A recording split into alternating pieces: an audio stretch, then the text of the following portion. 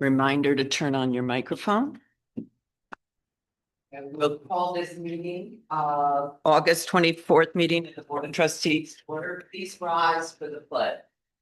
I pledge Allegiance to the flag of the United States of America and to the republic for which it stands, one nation, under God, indivisible, with liberty and justice for all.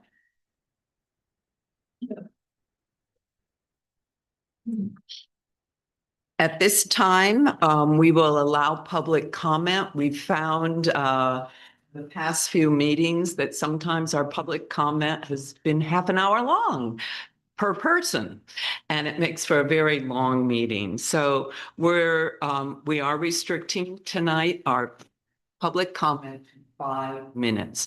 And when you're recognized, please go to the microphone, state your name, any organization you're associated with, and your residence. That is for the village clerk's information. And other than that, we look forward to hearing from you. So, first bold person. No one has any public comment tonight. Hello. My name is Kyla Coburn. I'm here with Vera Zolotio. Is with us from Ukraine. We're a design team that's been brought on by Cooper's on Main Street Partners. Oh yeah. We Cooper's on Main Street Partners recently purchased 3 vacant buildings on Main Street. We are refacing the buildings again through the historic committee and have achieved certificates of appropriateness for all 3 buildings for the facade renovations. And Nick zoning suggested we come in and inform everyone what the development for the interior is. So on one of the buildings in Nicoletta's, which will have new apartments upstairs for year-round, ideally for people who are working on Main Street in some of these projects. The next building is adjacent to the beverage exchange. It's used to be a card shop and I think shortstop. Those will have retail or office space on the ground floor and renovated apartments above, and those are both scheduled to get new windows and siding done in the fall. And then CVS, which is the really exciting one. We're hoping to do the facade renovation this fall, if not early spring. Hoping to be able to house the Cooperstown Farmers Market potentially, as the Hoffman Lane project happens. Doing sync schedules, and that's going to be retail year round ideally. And this right now, what I'm sharing is our current development, concept development. And we're hoping to have multiple, spaces that showcase local and regional art, crafts, products, as well as a place for people who are in the farmers market on Saturday afternoons to then bring their products to, so they're available to buy all week long without having to take those home. Including a potential cafe that then uses the products from the farmers market to cook the food with a small stage and venue so that there can be music and other programming. And then the interior has flexible space that can be used for Christmas markets or other kind of events like the town picnic if it rains or kind of flex space. So that's where we're at with the development now. And we'll probably be back as needed. We're hoping to do scaffolding on the renovation on the facades. Later in the fall or early in the spring when this listed as route, and won't be taking any parking spaces too. And I know that there's a water tie and some of the things that we'll be dealing with as it progresses, but this is our first unofficial introduction to. Well, the rumors that it's a nightclub where a baseball t-shirt shop. Doing it on Main Street. This, I was going to say, you have time and I'll let any of the trustees ask questions.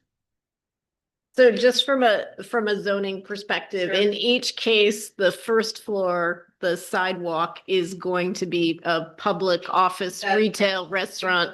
In all cases, and then I believe there's 5 apartments above Nicoletta's and 4 above the card shops that are currently underway and getting renovated for year-round housing. Great.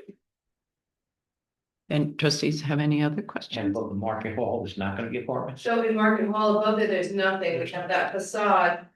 I mean, ideally, maybe someday the building can structurally have something nice up there. The owners were very interested in bringing like a public theater to the town.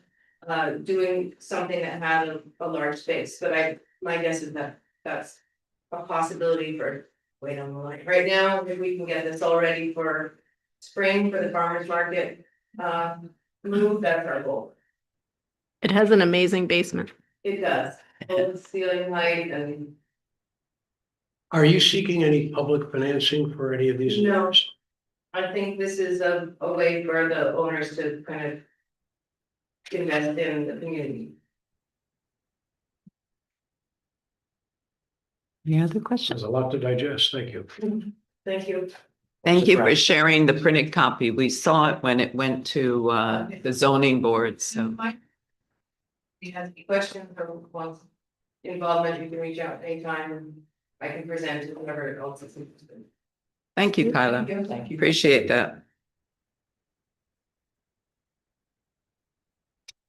Is there anyone else who has public comment tonight? If not, I will be closing the public comment section of the meeting and we will begin our business. So no other comments? Okay. Public comment session closed. Correspondence. On your additional agenda, you all probably saw this email from Jan Kuzminski regarding concerns with overcrowding at village parks. That will be referred to parks. I did, because it came as an email, I tend to respond, and she was very appreciative. I pointed out that we recognize that in particular with Glimmerglass State Park closing for now almost 3 weeks due to harmful algal blooms, that there were a lot of people who wanted to use the lake that then went to 3 Mile and Ferry Spring. So we did kind of get inundated. That park had certainly, State Park had been closed previously, but perhaps the weather hadn't been quite as wonderful in those years. So we did put up sandwich board signs. We quickly ordered signs, and the park caretakers at both Ferry Spring and 3 Mile had the ability, once the parking spaces were filled and they really reached capacity, to close the park. And that did help curtail that a bit, but it was a bit of an onslaught, but that'll be addressed at Parks Board. That was our only correspondence. We have two public hearings today, which will be opened at 6:30. Proposed local law number 4 to amend the section of our smoking and vaping law, and proposed local law number 5 to amend a section of our zoning law relative to temporary use permits. I will entertain a motion to approve the minutes of our regular July 27th meeting by Molly. I will second, and I should add with corrections submitted because I know we did submit some corrections. All in favor? Aye. As well as our August 10th special meeting with corrections submitted. I'll make that motion, seconded by Cindy. All in favor? Aye.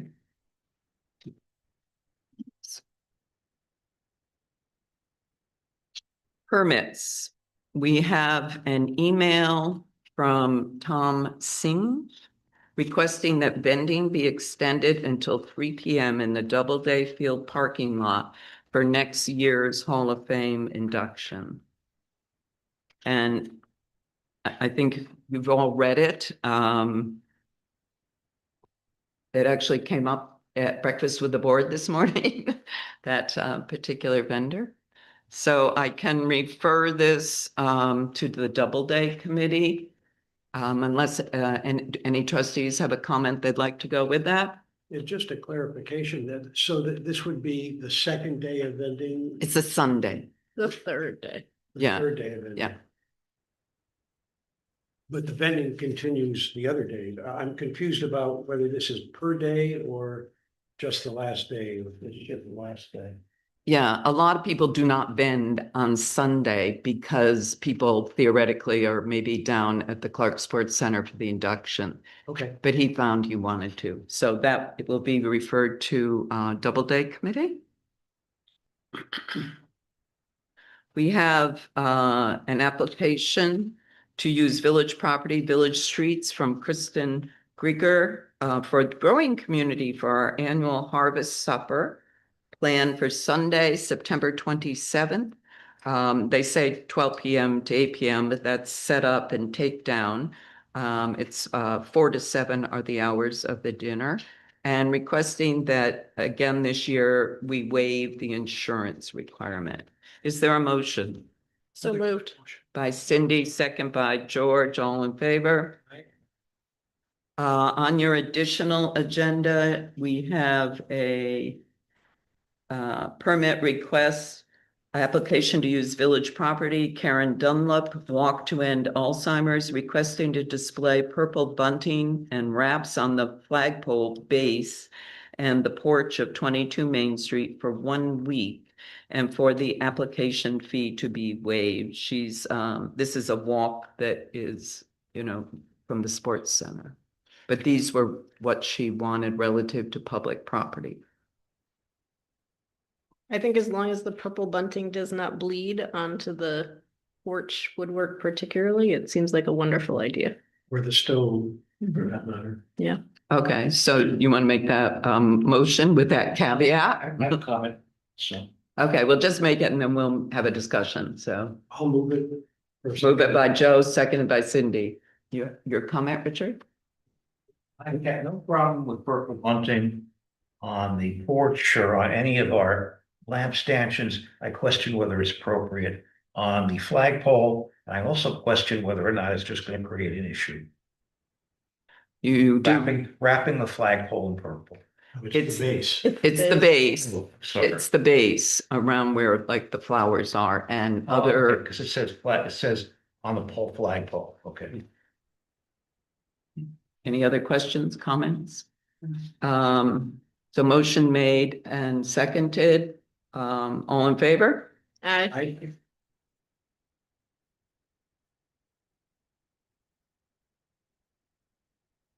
We have a zoning official report as in your packet. And we do have a, is this on as a just on for the application to come in? Are we making the decision tonight? Direct Point is here to discuss the project, All right. and that's why you have laws. Yep, in front of us. I'm glad that you brought the large drawings because we were having a hard time, I think, looking at the smaller ones. So first of all, were there any questions or comments on the zoning report? No? All right. We'll accept that and go on to Caruso's Red Point 63 Lakeview Drive, requesting a setback relief of 14 feet from the lake. And yes. The question with that 14, I'm not sure where that number comes from because the closest point we are at is at 30 feet, which is still 20 feet back or at least 80 feet back from the original house. I don't know, why did, I thought it was on the application. From the zoning office. okay. I think for our purposes, the point is kind of moot because we can't grant the variance. The zoning board of appeals does that, but we need to grant or make a determination. Grant a special. Yes, on here, it's just the area variance to construct a house less than 100 feet, but again, that would go to ZBA. Yeah, but we have to rule first. Yeah. Or yeah, in conjunction with. Yeah.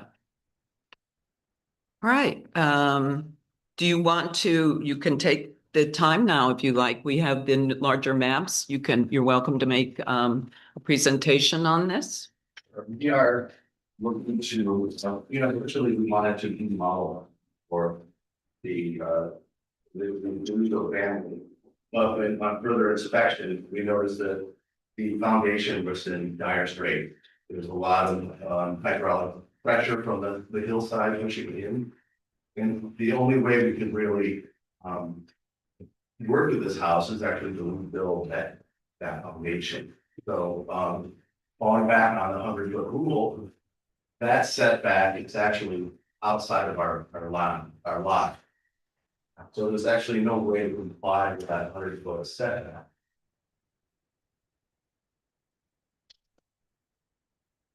So you see, there's a big red line that I have drawn on page 2. That big red line is our 100-foot setback. It's just about 51 feet from and lot line. On page 4.2, you'll see a pink outline of the house. That's the existing house. What we're trying to do is push the house back as far as we can and actually push it back further than the house is now. So approximately 18 feet back is further back from where we are starting. May I ask just a question on the footprint? Yeah. On page 821, you describe the footprint of the existing house as 2,051 square feet. Right. The proposed house is 2,482 square feet, plus They have all the. plus a garage of 528, which is a row Yeah, structure. so we're actually increasing the footprint, we're evening out some of that jogging setbacks of the house and kind of making more of a rectangle. In order to do a foundation that is kind of open and recessed, that's kind of what I'm. Right. I guess my question is, the existing footprint, there's enough going on that site as we described, so far anyway. It suggests to me that expanding the footprint will exacerbate conditions. Except what we're doing is kind of creating a kind of a more modern footprint, more modern walkout basement that will be tagged to the bedrock. So we're actually reducing any kind of infiltration into the lake and any kind of sediment flow. We're actually creating a larger, more stable retaining wall with that foundation. In this rendering at the front on the front page, I guess page one. You depict a shoreline, is that an engineered shoreline? Is there a bulkhead there now? There's no bulk, there's a bunch of timber planks, sort of timber hanging walls that are rotting, as you can see, some of the existing photographs, those are all going away and pushing, kind of reducing that kind of encroachment onto the lake and pushing it all back into the house. And what does this picture depict that's gonna? This is depicting that house that exists here, that we're proposing to. Oh, yeah. I'm talking about the riparian zone. Oh, that's existing, that's nothing we have. Yeah. The riparian zone is something. that- Watershed and Eden Park. Okay. The Yeah. Yeah. patio that is existing, where you see there's a fireplace there, that is something that exists as is. So we would maybe repair that.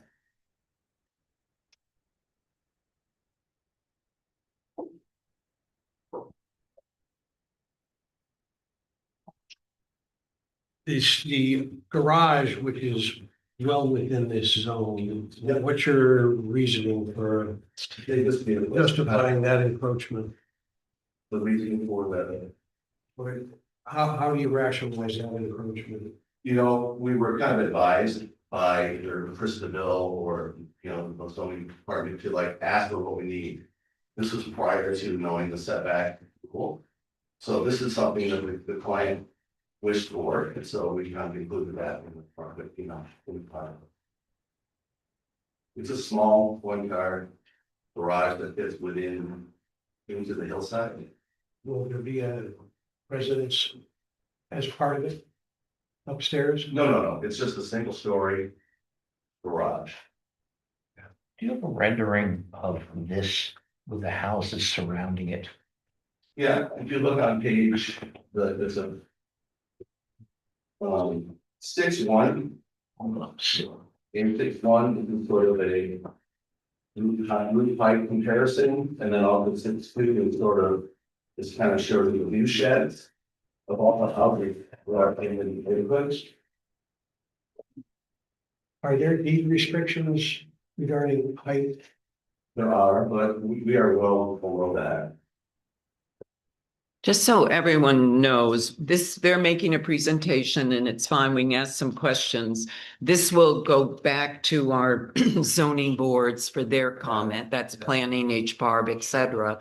It also needs to go to the county planning. Yeah. So that will all occur and we can set a public hearing for our, what will be September 28th meeting at 6:30, when we would kind of hear from the public and then make a decision, so. May I suggest that when we make our referrals, this be referred to the watershed supervisory committee? Yes, Yep, it's on the absolutely. list. A question related to the garage. Yeah. So it is tucked between the front yard setback and the lake setback. Would there be a scenario to request a variance to the front yard setback to keep it out of the lake setback? So if the topography doesn't allow for that, just because the road behind it is taking up the majority of their property. So this is allows, basically it also cuts into the hillside, creating another bulkhead and it kind of hide or tuck that garage in. So it really is a low profile garage that's kind of set back. Yep. If you look, you can see kind of a colorway view of that.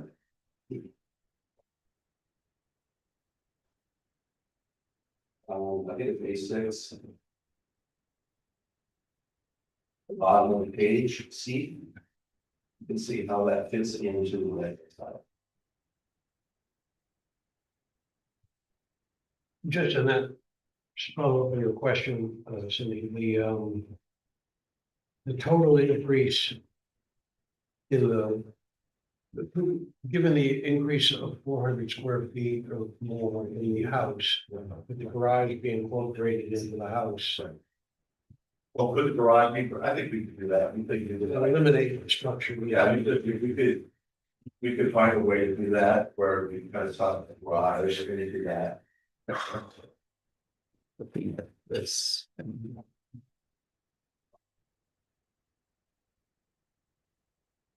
Are there any other questions?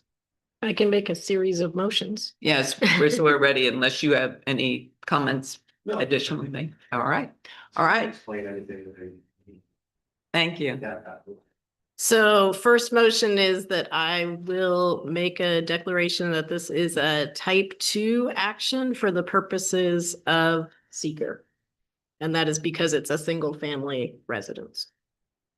Second that. Um, and we can vote on that now. So any questions on that? All right, all those in favor of ruling that this is a type 2 action for purposes of seeker, say aye. Aye. And then I will make a motion to forward this application for comment to the Zoning Board of Appeals, the Planning Board, the Historic Preservation and Architectural Review Board, the Watershed Supervisory Committee, and the County Planning Department, and set a public hearing for September 28. 28 at 6:30 PM to consider a special use permit for a new single-family house within the Waterfront Development Overlay District. Motion made, I'll second. All in favor? Aye. All right, Will we need to have heard back from all 5 of those? everyone. Yes, Will we will. Including be able to hear back from all 5 of them. Yeah, that was pretty quick. okay. Well, there was I think we will with planning because planning meets on the 22nd. and there'll be, Yeah. okay. And we did our seeker determination, so the county should not have a holdup. All right, thank you. We also, under zoning, we have an updated zoning map. There, it's right there. It's on the table.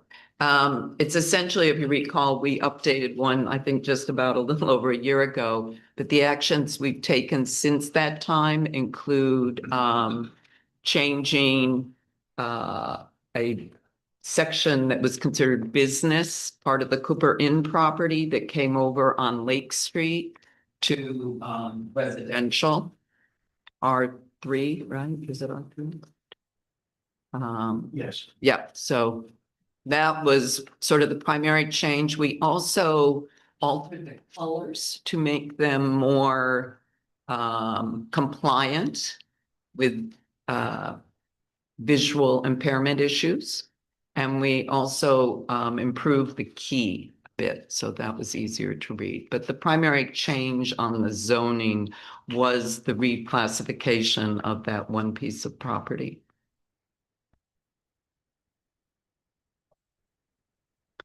There a motion to approve the new zoning map with that made by Joe, second by George. All in favor?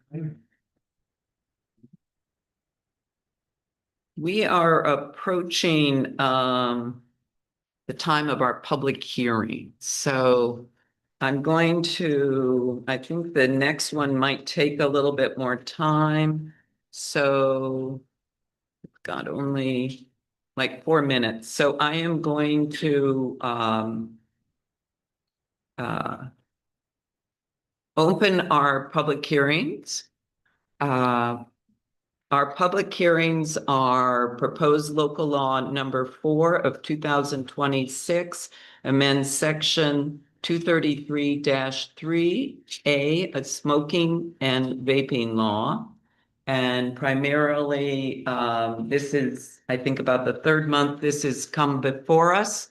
And based on trustee feedback last month, we have essentially made that section of the law, A 233-3A, read this way. The following buildings and adjoining land, along with vehicles owned by the Village of Cooperstown, are hereby designated as smoke-free and vape-free zones. Water treatment plant, wastewater treatment plant, streets, building, fire hall. The other part of that section had been adopted a number of years ago. So that's the change right there. And we also will open the public hearing for proposed local law number 5 of 2026, amend section 300-17.2 zoning law, temporary use permits, and change the number of events for nonprofit organizations to 14 per calendar year. So at that time, I'm opening the public hearing on those two proposed local laws. And anyone who would like to speak, just come to the microphone, state your name, address, and speak, and which law you're addressing. Thank you. Margaret McDowell. My address is 6050 State Highway 80. However, I am a property owner in the village also. I am here to speak about the local law number 4. And I feel that as a village board, you have an obligation to protect the health of volunteers and employees. I'm sure you've all heard the term secondhand smoke. Allowing people to smoke on village properties and in village-owned vehicles exposes volunteers and employees to immediate smoke and secondhand smoke. Unfortunately, volunteer firefighters and EMS personnel are exposed to smoke at active fires in spite of all the equipment that is purchased to try to protect them. Deliberately allowing people to be exposed to smoke and secondhand smoke is totally irresponsible. I just can't say enough about how strongly I feel that the village needs to protect the employees and the volunteers. Thank you. Thank you, Margaret. Anyone else like to speak? Hi, my name is Christine Lloyd. My address is 127 Main Street, Cooperstown. I'd like to speak on the local law board. I wrote it because he's scattering. So I'd like to express my support for the proposed local law for prohibiting smoking on village-owned property. Village property belongs to and serves the entire community. Our public buildings and the grounds surrounding them should be places that residents, employees, volunteers, families, children, and visitors can access comfortably and safely.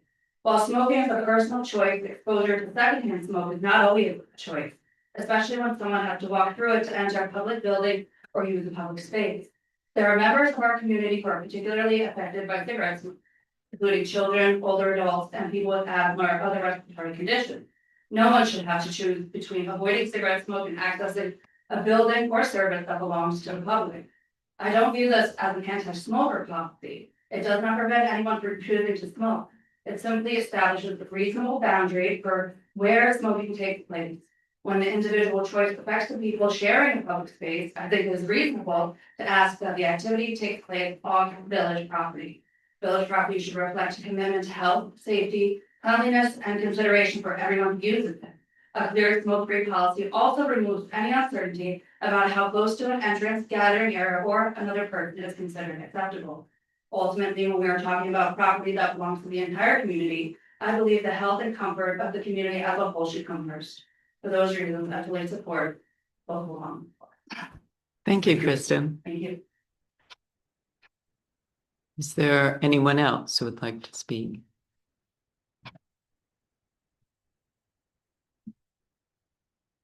Good evening. I'm gonna first read a letter from Victor Jones. Chad, just say Chad Bellinger, or just say. Chad. Address. On behalf of Victor Address. Jones. You'd like an address, your street address. Thank you. Let's see, Victor Jones sent his regrets, he's sick tonight. So he says, good evening, I would like to speak in support of the proposed ban on smoking in the village firehouse. I want to be clear that my support for this is not intended as criticism to anyone who smokes, nor is it about passing judgment on their personal choices. It is simply about protecting the health and safety of everyone who uses the fire station. More specifically, those members before the public who could have significant reaction to being exposed. As firefighters and emergency responders, our members already accept significant risk as part of serving our community. Fire scenes, they are exposed to smoke, carcinogens, and other hazardous substances that we now know could have serious and long-term health consequences. The fire service has made significant progress in reducing those exposures through better protective equipment, decontamination, and increased cancer awareness. But that doesn't mean it shouldn't stop there. It only makes sense that we take responsible steps to reduce preventable exposures at the fire station as well, when we are not responding or returning from an alarm. For most members, the time spent at actual fire scene represents only a small portion of the time they actually spend at the station. Members are there for training, meetings, equipment checks, work details, social functions, and simply making themselves available to respond. Repeated exposure to secondhand cigarette smoke during the time is an unnecessary health risk that we have the ability to control and should have been controlled until this point. Our fire station should be a place where members can train, work, volunteer, and serve their community, and it's a healthy environment as we can responsibly provide. And those members of the public who use the hall for various events should also be free of those same unnecessary exposures, not to mention our neighbors who are in close proximity to our station. I'm certain they would appreciate having an open window or an AC unit running without drawing in secondhand smoke.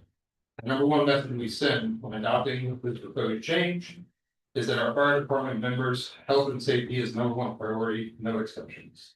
For those reasons, I respectfully support the proposed smoking ban. I believe it is a reasonable step toward protecting both our current members and the generations of firefighters, EMS providers, who we hope will follow. Thank you, Victor Jones.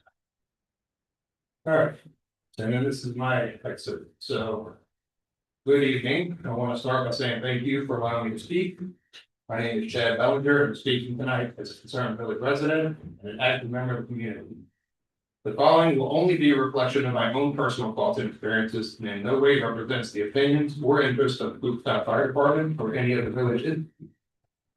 All data I've gathered come from publicly accessible websites, which I have sourced.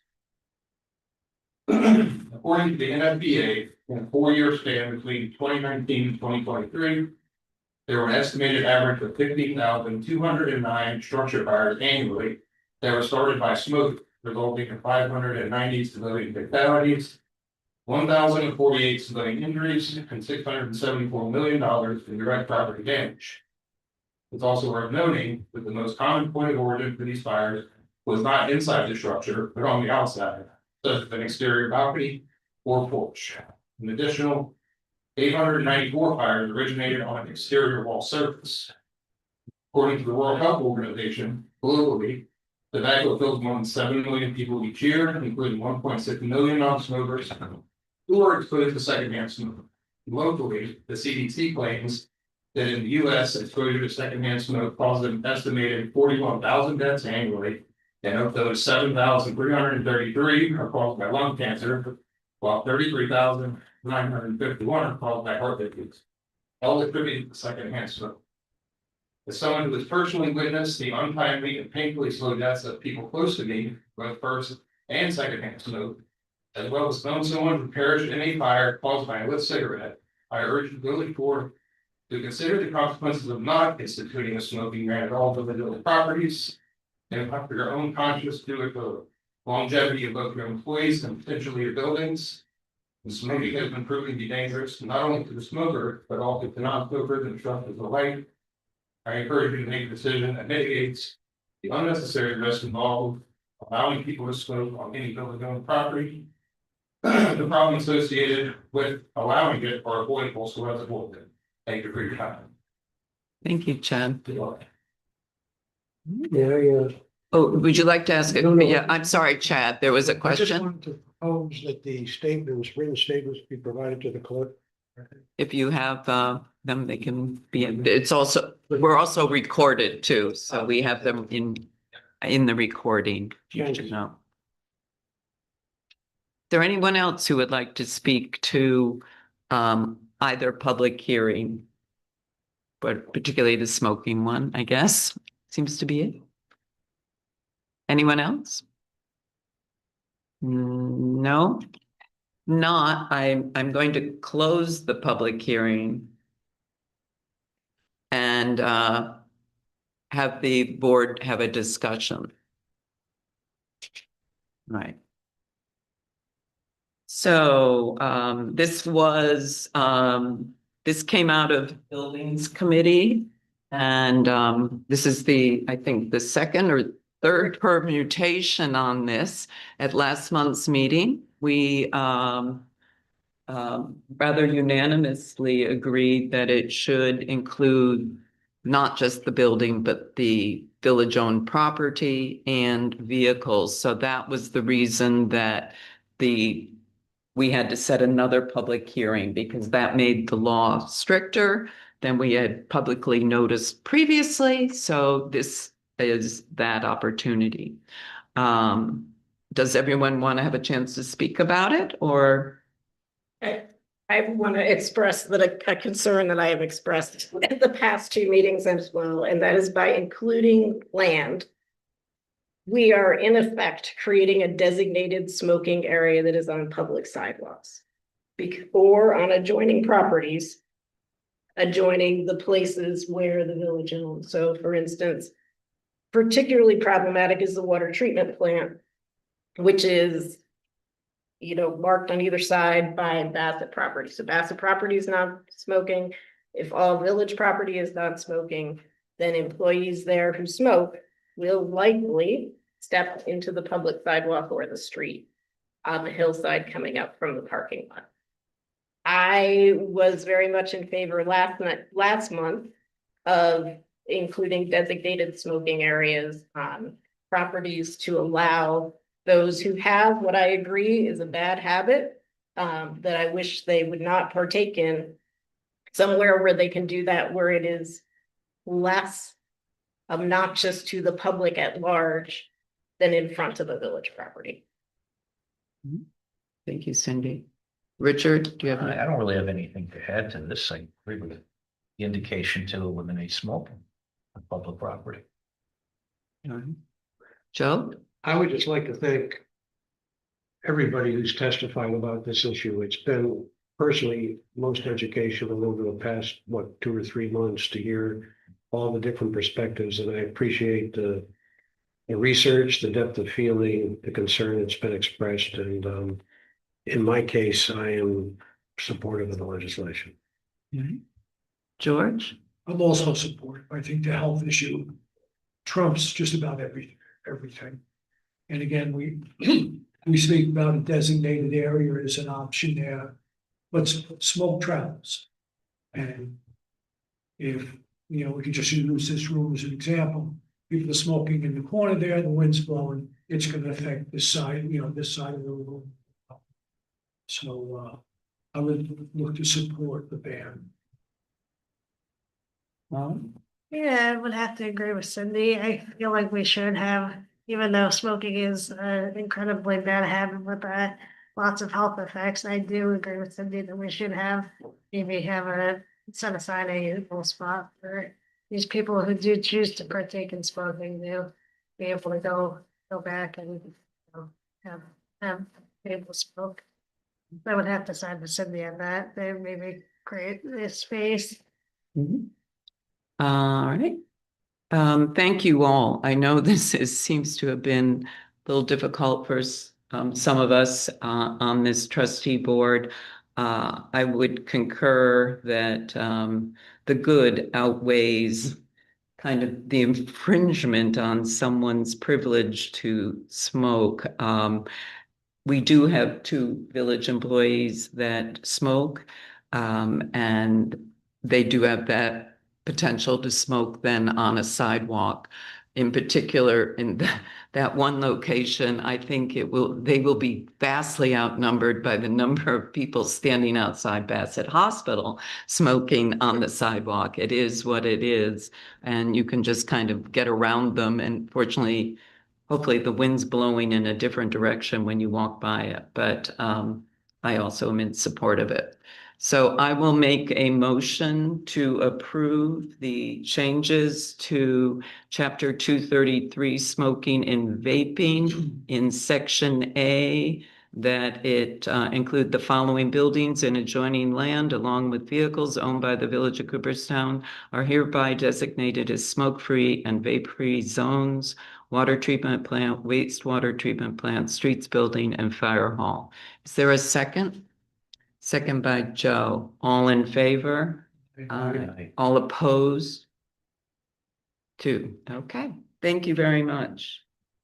And now we have the second proposed local law, but as I understand it, we didn't get anything back from the county, did we, or? No, we could do the short environmental assessment form just to check that off of the list. But we Okay, do have to wait for the county referral to be returned.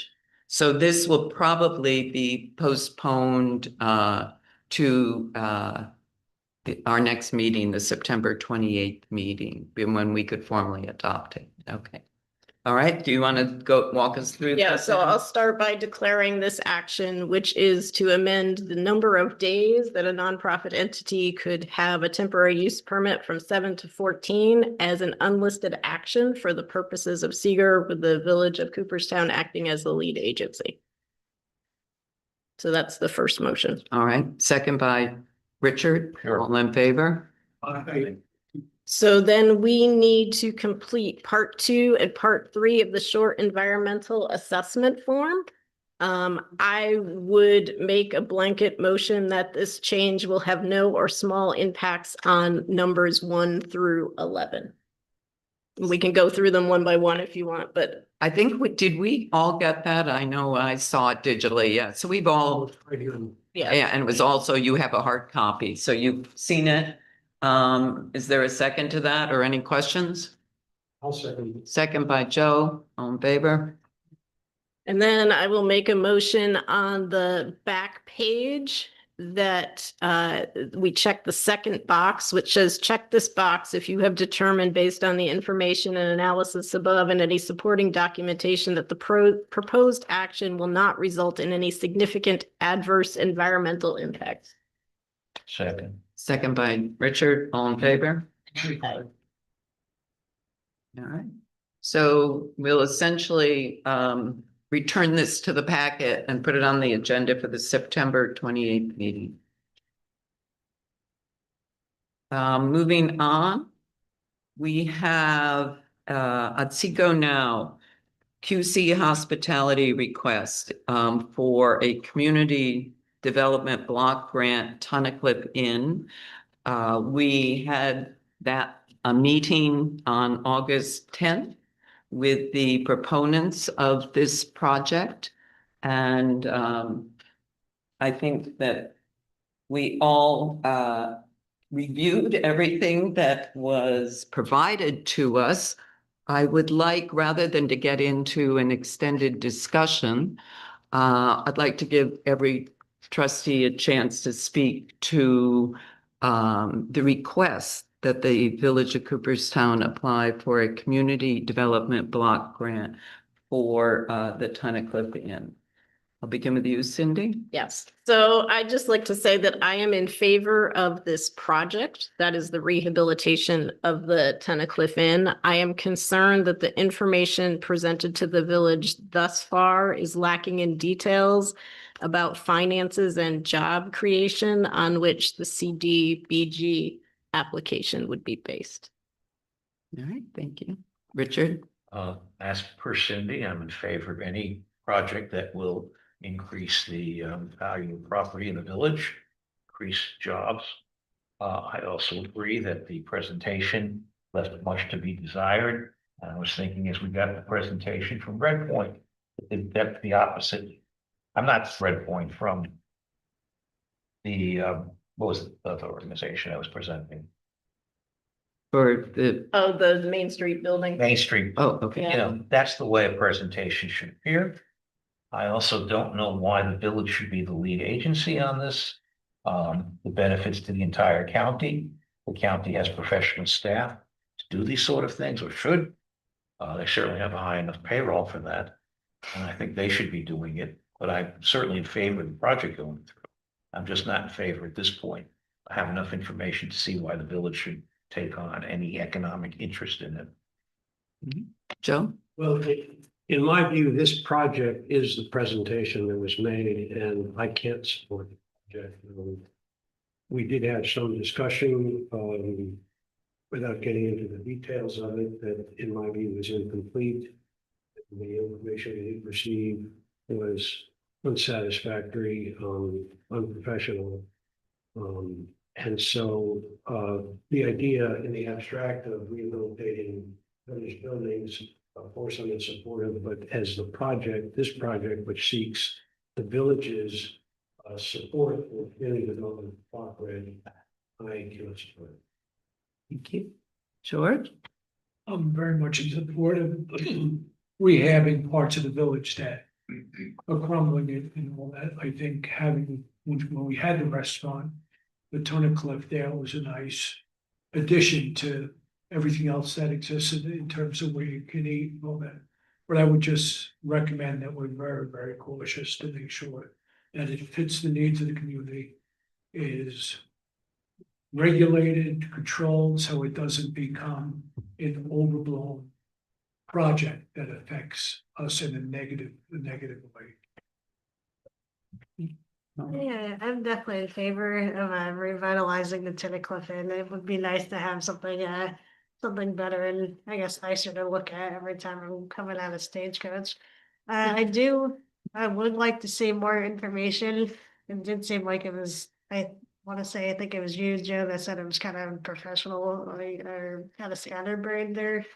The company's presentation a couple weeks ago, so I would just like to see a little bit more professional information and presentation. So I would, I guess. Project. We really haven't had a chance to discuss this, so that's what I was giving everyone the opportunity to do. For those newer to the board, the village historically has done one community development block grant, and it was for our distillery. It was for the 7,000 square foot addition, the Rick House, to an existing business. The business owner owned the building already and had already had a pretty viable business model going when he requested support for an addition. This grant, the Community Development Block Grant, has to be handled by a municipality. So either it's the village, the town, the county. Those are the three agencies that could do that. In the case of the Cooperstown Distillery, we did handle that. It was the first one we did, and it was quite successful. On this, again, our name would be on the line, and I'm not comfortable with all the data that I have received. So at this point, is there a motion?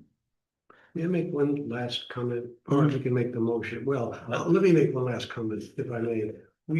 For the members of the public, we did discuss this in executive session, and because there was financial information that the developer was interested in protecting, so our ability to share what went on in the executive session is obviously constrained. But my comments about the proposal are derived from what we learned there, and I won't comment further on that. But I will finally say that the request here, the action here is to have the mayor, supported by the village board of trustees, attest to the quality of a grant application that I think there is not sufficient information to justify. So is there a motion? A motion to decline. Decline an application, just for you know. All right, is there a second? I'll second it. Second by Joe. All in favor? Aye. Okay, no opposed. All right, thank you. Would it be fair to say that if additional information were forthcoming, that we might reconsider that vote? Is that a possibility? That vote was not forever, that vote was for tonight. Yeah, the 100%, the budget information we receive, should we find that there is a new preliminary budget application submitted for village purview with documentation, certainly there would be a different approach. And I think we would also like to see capability statements by the project proponents, which we need. All right. Moving on, Public Safety Committee. And in your additional agenda, you had additional materials for public safety. I'd like to start off with a little, a little story. We had an incident on August 10th, I believe, when we had a woman fall into a ravine. And fire department police department responded and, just because he's sitting in the room, I just want to make note of the tremendous job that Officer Lance did. Assisting the victim out from the building, he's about 40 feet deep where she was, and, again, an extraordinary job by you and by those who assisted. Terrific.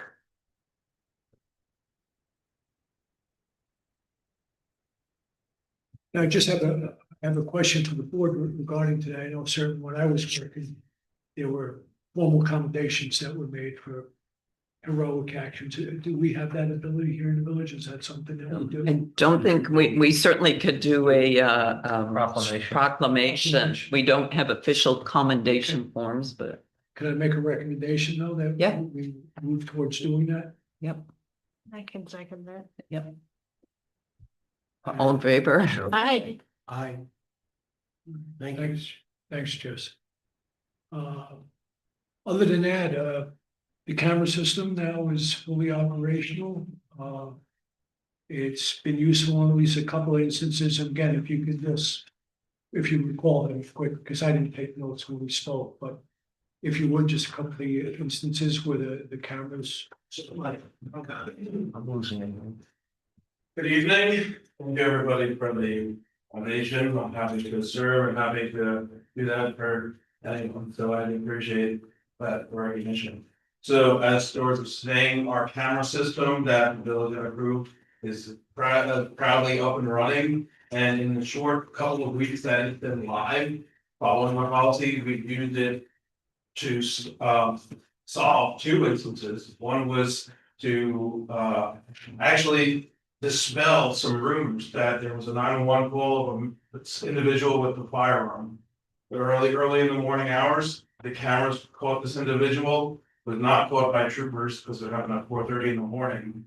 At 6 a.m., I was able to catch the camera, catch the gentleman on camera, see exactly what the individual was carrying that matched the description of the 911 call, and immediately report back to the hospital, came in from the hospital, the Clark entities who he passed by, that there was no threat to the community before anyone probably woke up for coffee. So that was we were quite pleased to be able to get that guarantee that there was no threat to the public, even though that call came in from a concerned Bassett employee. So we're really pleased with that.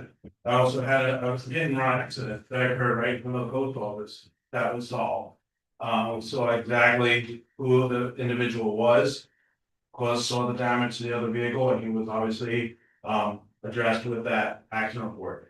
Today, believe it or not, this morning, quite a long day since breakfast with the board and getting other complaints in. We had an individual come in that was quite concerned of another individual that there's been an ongoing issue with at their place of business on Main Street. That person realized, what we had in operation, and she stated that the fact that those cameras are there, she feels much safer knowing that if that individual who is trespassed from that facility, her place of business, that we are able to continually protect her and her employees at that establishment. So that was another thing that she was able to leave the building. She entered in tears because of the concern that she had with the subject, knowing that she's kind of available and we have that tool at our resources. So that was very happy to report those. There'll be quite many more that we can report, and some I won't even be able to get to tell you about. That'll help a lot of the community. So it's a great project so far. Thank you. Thank you. Thank you. I think it's been implemented very well by you. Just a quick question, if I may, where are they posted? So presently, these are the ones that were previously set in the policy. The current location is Main Street and Fair Street. Pioneer Street at Main Street. Main Street and Chestnut Street. And then the fourth camera presently is at the docks, covering both of the village owned docks. Yeah. Thank you. Yes. Yeah. Just one other item briefly. It should be in your packet that we have an application for a full-time officer, Part-time. I'm sorry, part-time. And if you have a chance, you can review that. You want to say a couple of words? I'd be happy to. I do apologize that he came in late last week and wasn't able to attend this morning's breakfast with the board. He was actually working the shift at SUNY Oneonta. Comes very highly recommended by two other officers of our department, including myself, who I personally worked with this individual. Very dedicated, former Otsego County Deputy Sheriff, who presently is working now at SUNY Oneonta in their police department.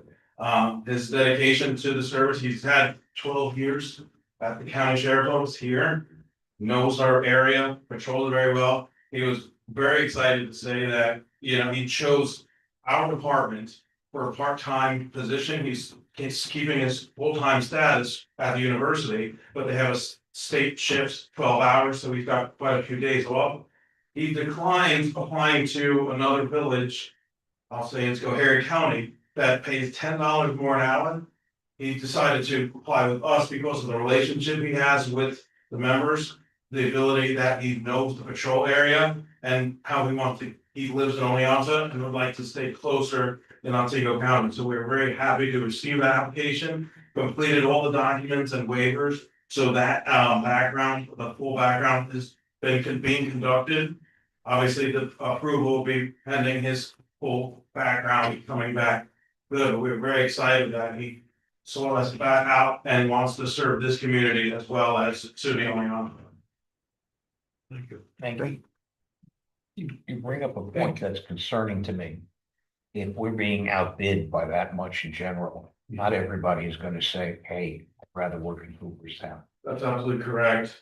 And that's something that last year I was proud to address the part-time payroll for part-time employees. And I think that should help greatly, especially for our current part-time staff, because they certainly appreciate that bump that we are able to provide them. But yeah, this is another small village that has a lot more crime, the one that pays $10 an hour or more for part-time employees.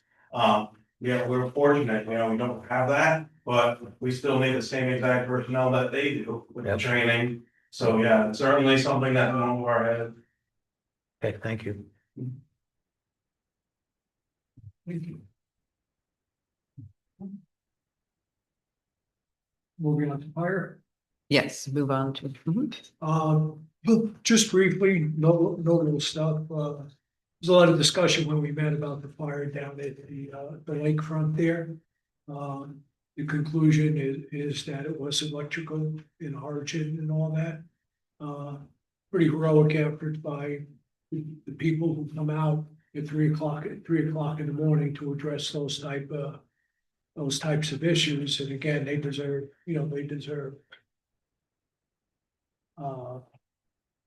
our gratitude in whatever way we can do that. And I don't do this process for. I'm looking forward to your drafting of these commendations, Good. because obviously with your police experience, you know how to do this. I was an English major. So. And you're a double whammy there. You got it. There were 29 fire calls, 14 within the village, other than the fire down at the lakefront, nothing notable. On the other side of the house with EMS, they were summoned 118 times during the month of July, and saddled with their responsibilities for the induction weekend, and the special events that take place. I think the latest big event was the triathlon on the lake. And again, hats off to that group because they just do an extraordinary job. Any questions, comments on the public safety report? Motion to accept the public safety committee by Molly, second by Cindy, all in favor? May I bring it, I don't know if this is a time point, but this records document, is that something you're supposed to address? Yeah, we haven't gotten, yep, you're right, we did. It was appended to the public safety. Oh, right. That's in your packet. And it looks like this. Is there any questions, comments while Jess is here about this? It came up I think last month, but we didn't have this in front of us. So now you have the actual resolution that we would approve. Yeah, I was just gonna ask Jess if you could give us your views of this system. Do you think it's value added to your? Yes, absolutely. So, I'm sorry that wasn't available the first reading of it when I forwarded it over to the village clerk. I attended a full day course on law enforcement records at, Syracuse University. And the presenters were very specific to New York State law and how it applies to us being a steward and releasing public records. One of the items that came up from the New York State Archives, the state library, is the fact that every municipality, New York State laws covering their electronic records, their electronic signatures, creating paperless, we're going for more paperless electronic documents. The municipalities are not covered under that law that has already been passed. They would have to adopt this document which they provided, and I have since reached out to the archives to make sure we have all of that. Each municipality would adopt that to then allow those records to be electronically signed and stand up in court for whatever reason being.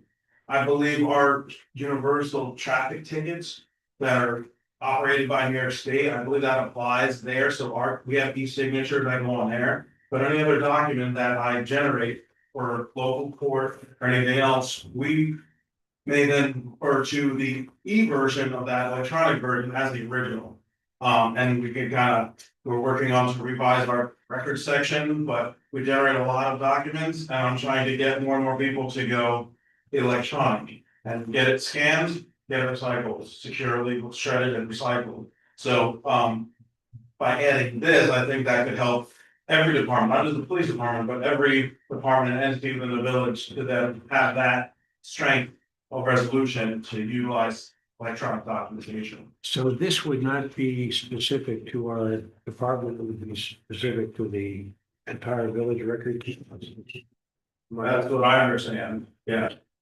If That's a any, question, not a statement. That was my question as well, whether we were approving this specifically for the Cooperstown Police Department or whether we were approving it for all Cooperstown. that resolution was entity wide. As the village board of Cooperstown passes that resolution, every one that falls under the village government would now apply to the electronic documents. I mean, So it's not just for police records, it's for any government record. right, so I can appreciate the value of it, I just don't know, do we need to consult with the rest of our? Yeah, I think we departments? better because this came up to a degree in the finance, in the treasures, and we do have like a 7-year policy. Right. And so it's not necessarily something that, it'd be very, the quantity of our financial records would rapidly fill this building. And, our data systems, it's not all digitized, all of that financial records. Right, like, to me, it makes sense if we want to move forward for the sake of your department in the third blank to fill in Cooperstown Police Department and then to return to this, but I too For was others. concerned about financial records. Oh, yeah, and it's certainly not calling for us to go paperless. No, No. Yeah, the ability to then generate or provide any document, so if I were to email it over to another entity, for example. If it has our signature on it, it would be the same as, or considered an original. Because some entities, believe it or not, 2026, when I was sending documents to New York State DCJS. They're requiring the hard copy. Well, so that's exactly what concerned me is the last sentence that is on this page, because it indicates that paper copies will be convenience copies Disposed of. and disposed of. And we know in some cases that they are more than convenience copies. Yeah. They are considered the copy. So it was that last sentence particularly, as I was thinking about finance, as we think about invoices that are born digital, but which we print, we need to know that those printed copies carry the same weight as the digital copies. And that may be true for you as well. Yeah, like we know which one, because like a lot of my original wet copies they would call it, do go directly to the court, if it's Right. related to that. So then I have a full jacket, a case jacket of copies that would have the same, if the court does in fact lose those, they're apparently under a lot of workload Right. right now, so. Yeah, They would again, my other copies would be considered by law an original. So I Right. don't believe this resolution and that all calling for a paper list or you must go by this date. It just I understood it, and we can certainly get more guidance from the state archive that it would allow us to have that option and have that other layer of protection under law that gives it. So that's my understanding. Yeah, I have two thoughts on that. This last sentence has a lot of meat on it. Yeah. yeah, it sure does. Yeah. It shall be deemed convenience copies are disposed of when no longer needed for reference or other administrative purposes. And the administrative purposes make we need that as the record for us. It's Mhm. sort of got an internal contradiction. The second point I have, Cindy, I might be missing something, but it doesn't talk about departments. It talks about. Yeah, it's the government. I was This wondering how you just make this Cooperstown Village Police Department, because it's totally talking government. I think we need a little more background information on this, and maybe draft something that might be applicable to the police. Yeah, Then and choose. if that would work under the state law, that would allow us to have a policy so that we could specifically be that entity. Yeah, and why don't we begin there? But I think we need a little more information. Documents from the records retention people of New York State, I don't think they're gonna be that much. Well, I just wanted Yeah. to follow up on that. But any more information on that. If, I know you have these training conferences, I don't know if this would be a topic of one of those training conferences, see how government-wide this policy. That was obviously we know what we can't get rid of. Yeah. Needs to be held, so I think this is something different. This is specific to digital. Born digital. It's Yeah. totally digital. Perhaps gather a little more information, bring it to public safety and back to the village board next month, and we'll look into this further. I don't think we're ready to take an action on it. Absolutely, how to do so. Thank you so much, Jess. And the only other thing that would have been under police committee is I had brought up the compact car definition because we have it in our village law, but we don't have a definition. So I had begun to draft one. I don't believe anything further was done on that, but I will work, or was it? Yeah, it was, I may have it in my packet, if not, could you quickly produce copies for everybody? Yeah, I can print that as well if you'd like the hard copies, or I can verbalize it as well. Yeah. I know I can certainly go print that off, because I sent that over to George this morning before our meeting. So there is in fact there was a question I know he had about the definition in New York State vehicle traffic law. There is no specific definition of a compact vehicle. What we had located was the EPA has a cubic size space, but interior cubic space of the vehicle. I would suggest potentially going by the wheelbase. That's something on the exterior that can be checked by my enforcement officers. They do, believe it or not, carry a ruler. We have Yeah. already a minute to measure how far off the curb they are. So if we would define it as a village, the wheelbase, the standard wheelbase, and in this email, it says between a 96 and 103 inches, I believe. That will give us an exterior quantitative number for how a compact vehicle.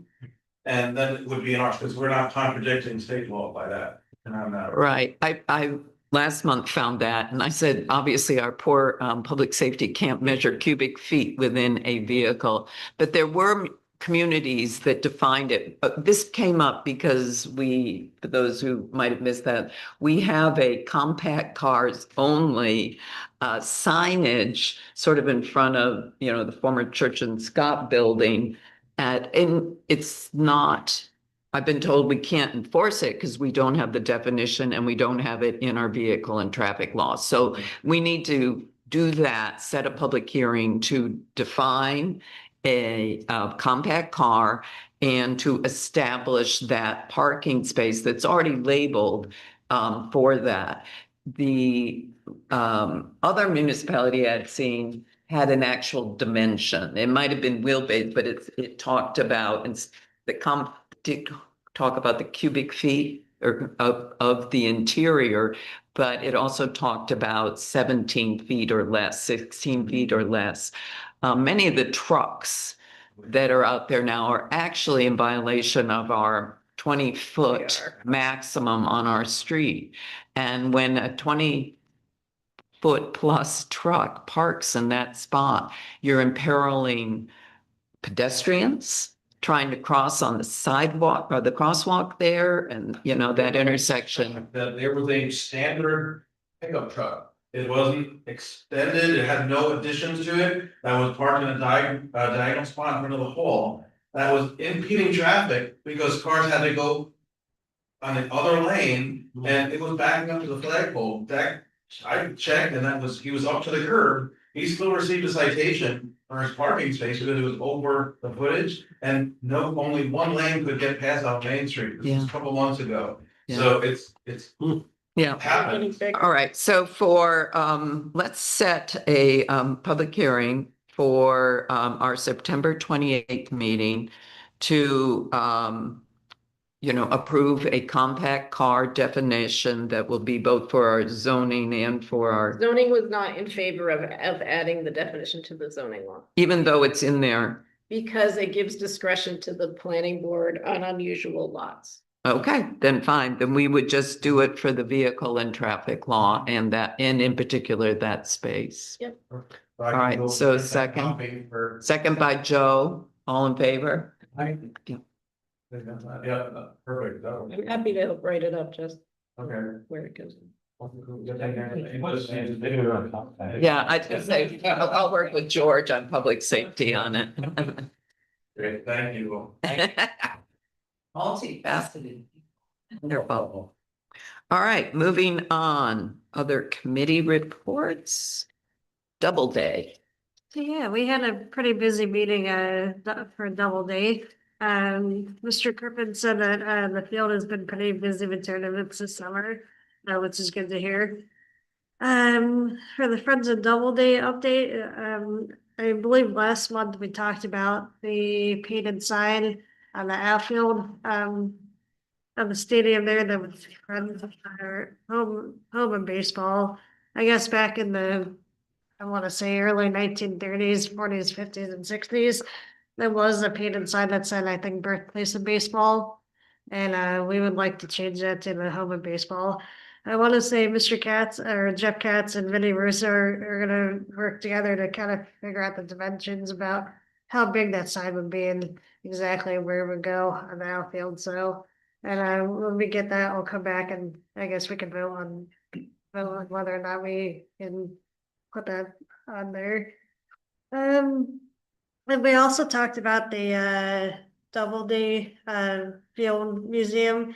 I guess was it you, Ellen, that maybe? Well, I think Jeff might have said museum in the bathroom area. I had brought up the former field manager's office, and I hadn't said museum. It said sort of like a history interpretive center with panels for tourists so that they could understand the history of it.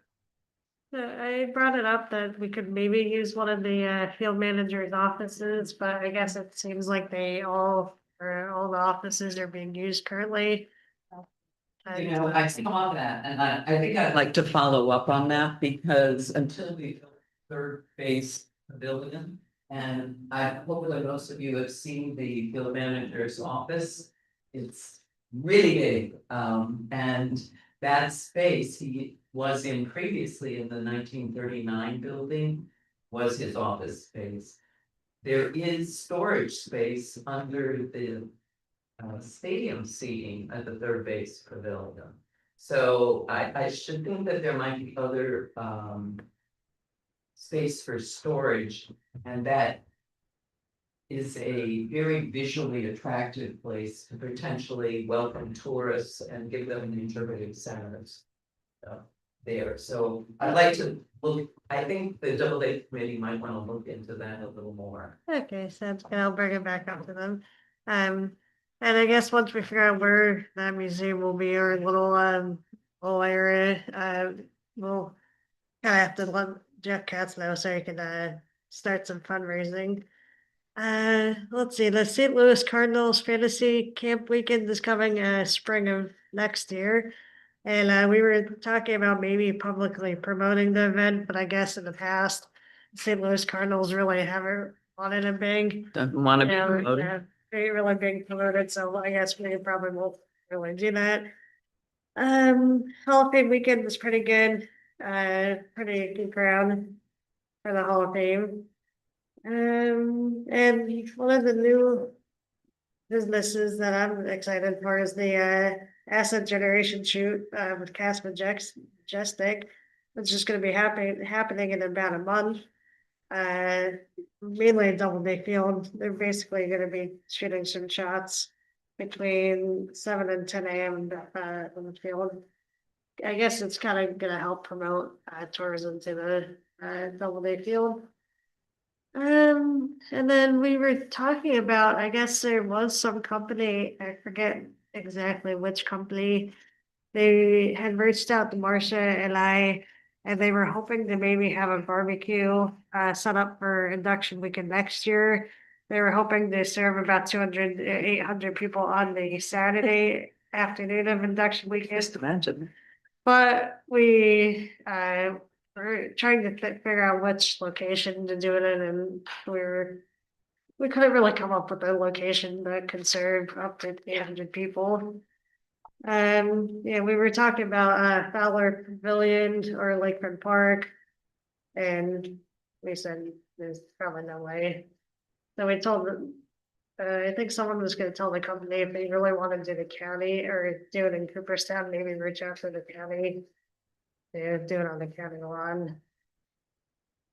And that's really all.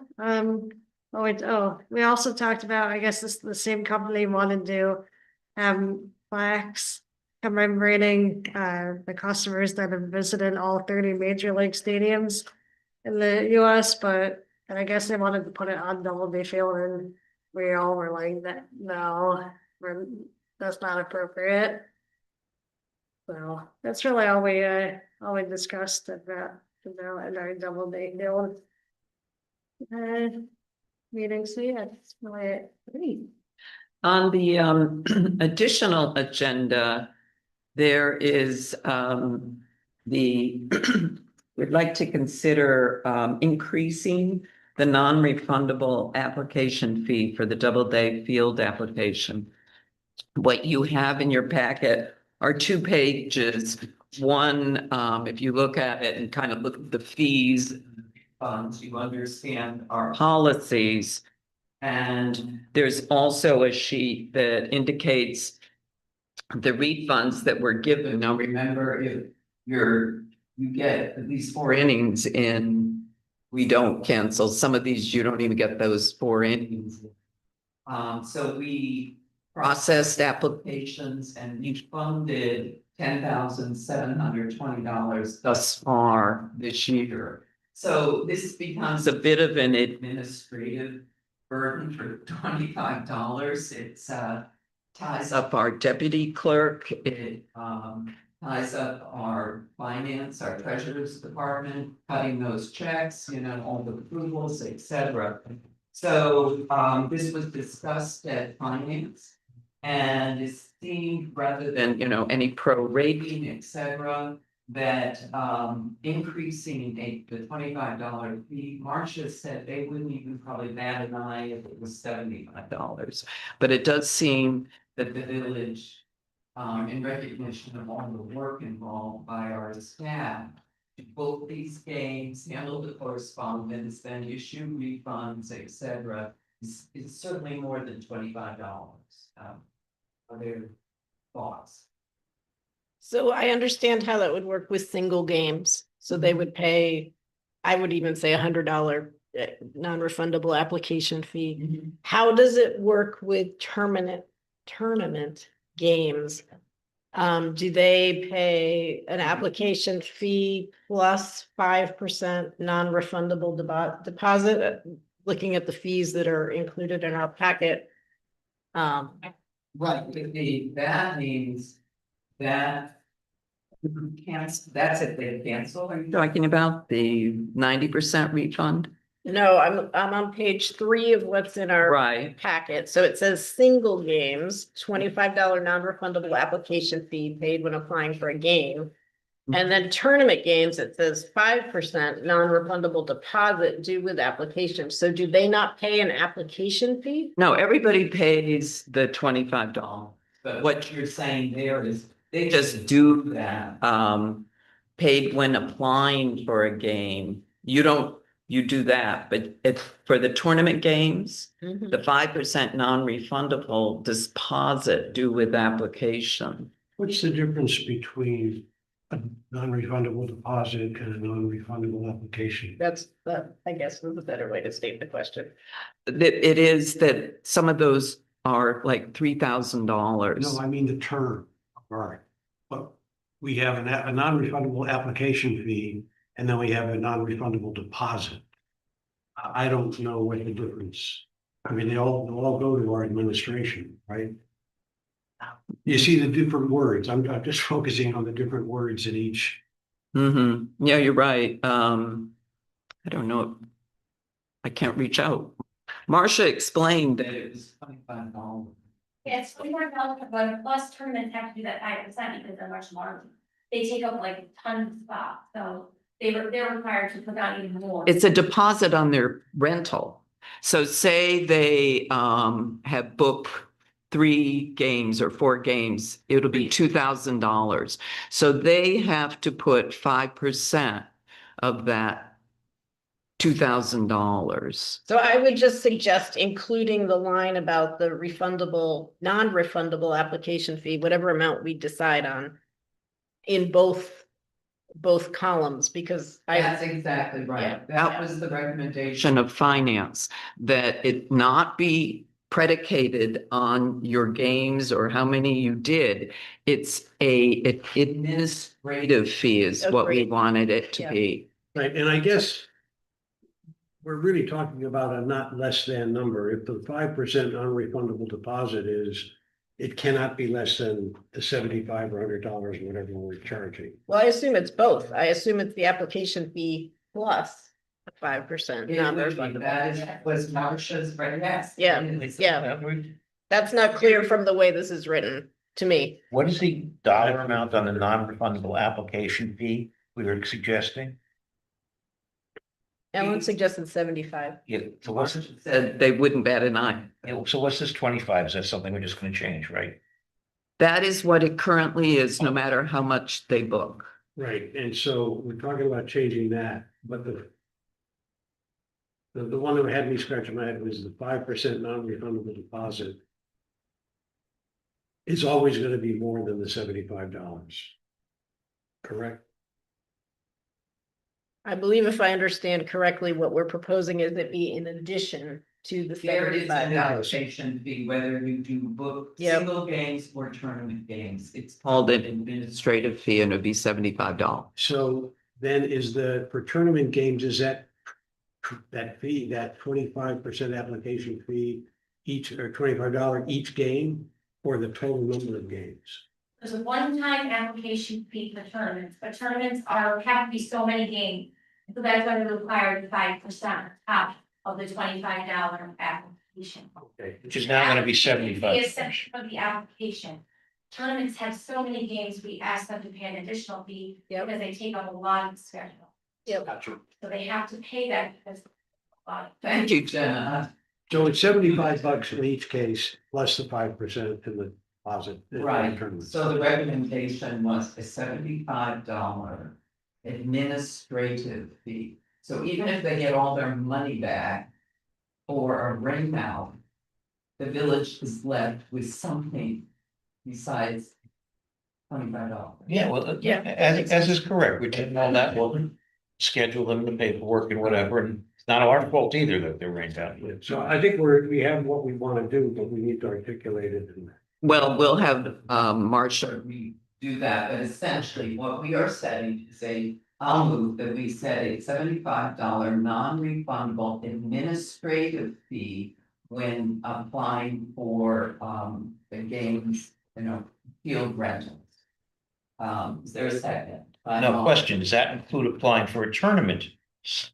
Then that's something separate, right, Jenna? That- Yeah, that 5% Don't already think in of there. that as the That- administrative fee. I was gonna say, there should be, okay, 75, if that's what you'd like, I'd prefer 100, but $75 non-refundable administrative fee when making an application for a game or tournament. For a tournament, there's an additional 5%, make it And clear. that would Let's stay. use the word additional, not non-refundable deposit due with the application. Yeah, so that doesn't change. We've been a little fixated on On that, we're essentially putting a $75 administrative fee, whether you book one game or you book four games in a tournament, but they have additional fees if they book 4 games for. Further clarification, so in our example, here, we have a $600 game. Does the $75 come out of the 600, or is it 600 and $75? It's an administrative fee so that if they are rained out, and our office has not only processed that, worked with the Doubleday field manager, scheduled everything, put in the time, then they get rained out, then our finance department has to cut the check, handle all that. It's to cover our office time and staff. Right, I get that, That but I'm has just nothing trying to to do, be that has clear. nothing to do with the rate. The rate is the rate per game. The administrative fee is the fee for making an application. That's all. Well, it's not quite that all, because I'm assuming if in the tournament game, the 5% non-refundable deposit. That is. Right, that is there, but in the event of a cancellation, I thought they get all their money back, less the 5% non-refundable deposit. The whole point is that the deposit is against the full price of your tournament. It's a deposit. Right. So it's not an additional fee. So in the event of a rainout, we keep 5%. When of it's the a total tournament. cost. Right, but that's, They book like 4 days. right, no, and I'm saying that's fine. I'm just not, I don't know that we're clear on. So we're talking about adding an additional fee that would be above and beyond that deposit that everyone would make. And it would be above the fee, the field rental, right? So it's going to be, for a tournament, it's going to be $75 per application or per game. Per application. Okay, plus and then we retain, we get that and we retain 5% of the total that they pay us. And on the single game, we're gonna keep $75 or whatever that pays, but The it's, easiest way is once this is approved, it will go up here. Set all, Above. all, field scheduling and rentals, $75 administrative fee. Bam, so then you aren't having a confusion on it. Yeah. okay, and so non-refundable. this will be my last question, I'm sorry, I'm thick. In the first bullet example, will this now $600 gain result in a check being sent to the village for $675? Actually, And we usually do separate checks, that you apply with the $25, which is currently with the application. Then as we set their date, they give us the final payment by April or May 3rd. So there's 2 separate checks usually coming in. One is the application fee, one is the game fee. So it's not a $675 check, it would be a $600 and a $75. Okay, but it ends up being $675. That 75 is not credited against the 600. and what happens when we have a tournament scheduled, multi-day tournament, and the first day gets rained out? They don't get anything back for the whole tournament, do they? They get credits on their days. Yeah, or most of the time with tournament right now, they try to squeeze it in games when it's not raining, so a lot, it just works out with tournament. They always seem to find a way and it works out. Okay. No, we don't typically refund for part. Right, okay. I mean, they don't say, hey, we couldn't get our tournament started, so, we want to refund for everything. Get your. Okay. All right, I believe I made the motion and Molly seconded it. All in favor? Aye. Thank you. So glad brought that one up. All right. So that was the last action under Doubleday Field, motion to accept Doubleday Field Committee report by George, second by Joe, all in favor? Aye. Moving on to Streets Committee. Sounds good. So just to give you some updates on things that were covered in the minutes, Bill Clark came to the meeting about water that runs down his driveway onto the sidewalk and into his house. So our crew is looking to assist Bill as well as the neighbor with whom he shares a driveway to create a little speed hump at the entrance to the driveway so that that water is not doing that. Under trolley, since we had this meeting, the Otsego County has received an offer from the city of Oneonta to purchase the broken trolley that we have talked about month after month after month. So that went to Common Council on Thursday night and appears to be moving forward, likely at a rate of $7,500 for them to acquire that trolley. We spent a lot of time last night talking about sports signs, you may recall. If you have come into the village of Cooperstown from the south, you will see that Mitch has found a solution, which is to double up the signs. It's a lot of signs, but it does, they managed to fit them all on one pole. So if we like that, they can do that at the other entrances to the village. So take note when you pass Boca. May I return to trolley for a second? I was confused by the second bullet. Citing ridership. It's incorrect. There's a, Typo. it's down by 3,200 riders. Anyway, I don't know, so I I see the can have report wrong. 5,800 riders and then that's down from 3,000 riders. Yes, there is a typographical error. I can look up the correct numbers for you. Well, it's okay. I just wanted to be, so what the comment was that 6,000 and 2,000 ridership is not good for us. That is correct. Okay. I Read having been privy to some of those down by. That's what I'm saying. It is down by Yeah. that number. Yes. That's what I'm just confused. Yes, Yeah. so from is in the wrong place, so it should be Yeah. down the number from 2025. Yeah. Good catch, Deb. In terms of sidewalks, I would like to make a motion to go to bid for new sidewalks on Susquehanna Avenue. You have the bid documents in your packet. And where will These, They are on, new ones that are on, fabulous. I believe it's between Walnut and Beaver. With Florida gone. I walked my dog on them. Let me ask Mitch where they are. It might be the next block then. Yeah, then it's gonna be the next one. They're fabulous. Good. Great. do you think we think it's the next block? I will confirm with him. Cindy, you said that it goes in our packet. Did you? I thought it was. I don't see it, but maybe I missed. Was it only on our streets? Maybe it was just on our streets agenda. I'm sorry. So you like the number? Beaver to Elm. No, this is to issue the bid. Okay, We're not talking about money yet. okay. Beaver to Elm. Beaver Okay. to Elm, sorry, my Yeah. confusion. No, I was gonna say, they were done. Whoever did them. No, this is just to get quotes, which we will hopefully talk about next month. I've been drafting a letter related to the trees that are breaking up the walls of Willowbrook. Martin read it today. I think the one question is, whom should it come from? Should it come from me as chair of street? Should it come from Ellen as mayor? Should it come from Mitch as DPW superintendent? I don't know whether anyone has any strong May I ask feelings. a foundation question? Mhm. Who owns what here? We believe the walls that are owned by the village. And the trees are obviously on the lawn of individuals, and it is the root system encroaching upon their lawn. Yes, I was just, we have surveys and title, I mean.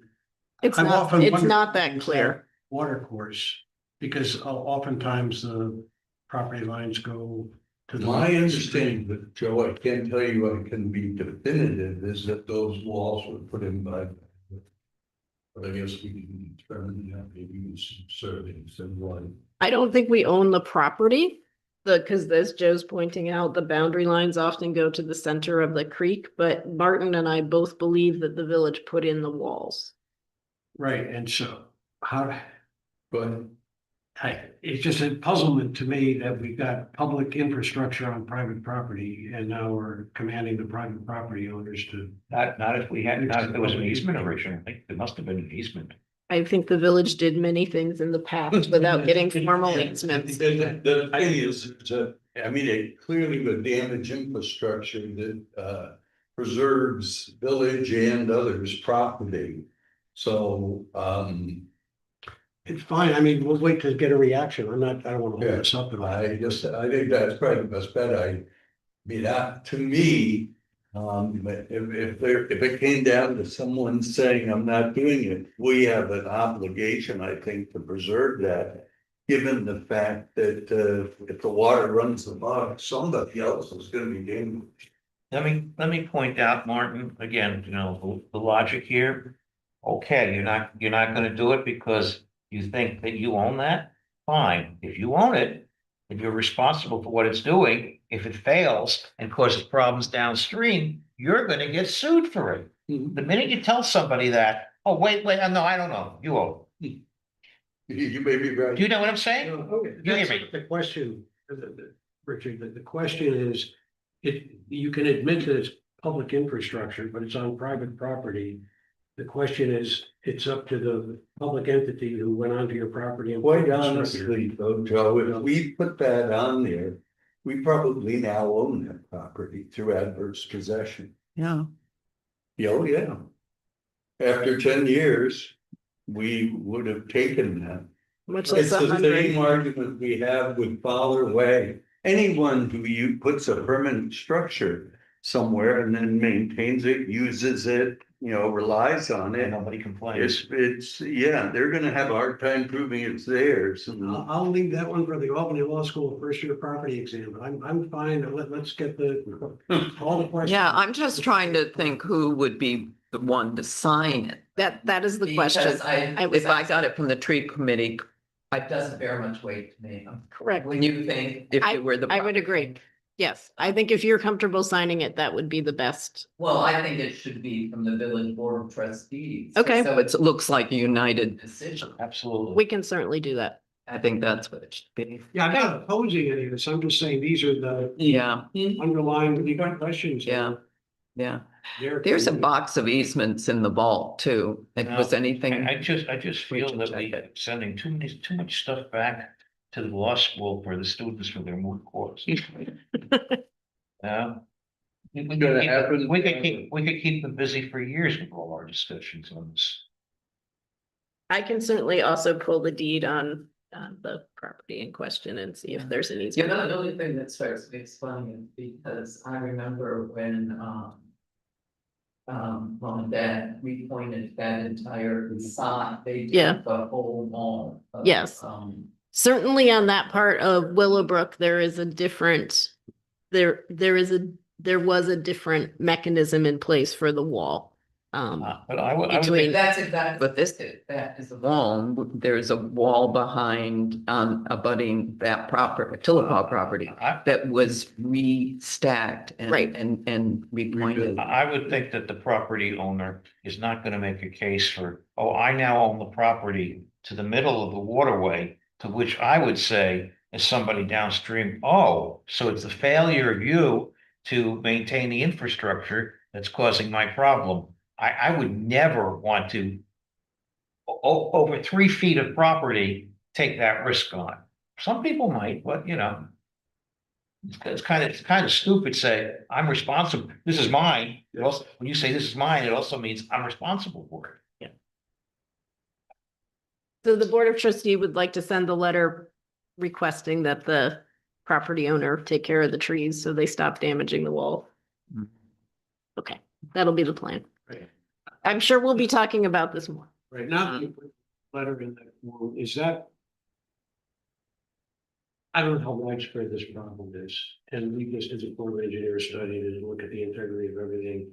Is this something that we should just say, you know, we are looking at the quality of our infrastructure up and down, and we see encroaching trees, we want to come on and fix, we want to remove the tree rather than saying you gotta fix it, because if they don't, I mean, it's just gonna be a slow burn to, some kind of failure. And that doesn't really get us, if we think it's important enough to get rid of the tree to protect what we think is our infrastructure, I think we ought to do that. I don't know that we put that on the property owner. Justin? I agree with Joe. Amazing. The letter, which I have not shared with you, but I'm happy to do, is written in such a way that says we'd like to come to it, we'd like to find a solution. Okay. It's not a demanding letter. It is, You'll get to edit before you sign, Joe. yes. No, I mean, I'm happy to I share it with agree. everyone. If we want the tree down to protect our property, we should take the tree down. If it's our property and they're damaging it, they have an obligation. Well, I think what we're really I concerned see what you're about saying. too is downstream effects of a. That is fracture. exactly what we're concerned about. So it's yes. another property owner who's involved in this, and what's our stake in the other property owner? Well, we are the other property owner because the stream is headed to Doubleday Field. That's where it goes. Right through it. Underneath it. Because Willowbrook is so much fun, I will tell you that we're also having an issue near the Railroad Inn with a pipe that has been blocked. The owner of that property is aware, and when the summer season is over, has agreed to address the problem. As I said, I'm sure we'll talk about Willowbrook more because we always seem to.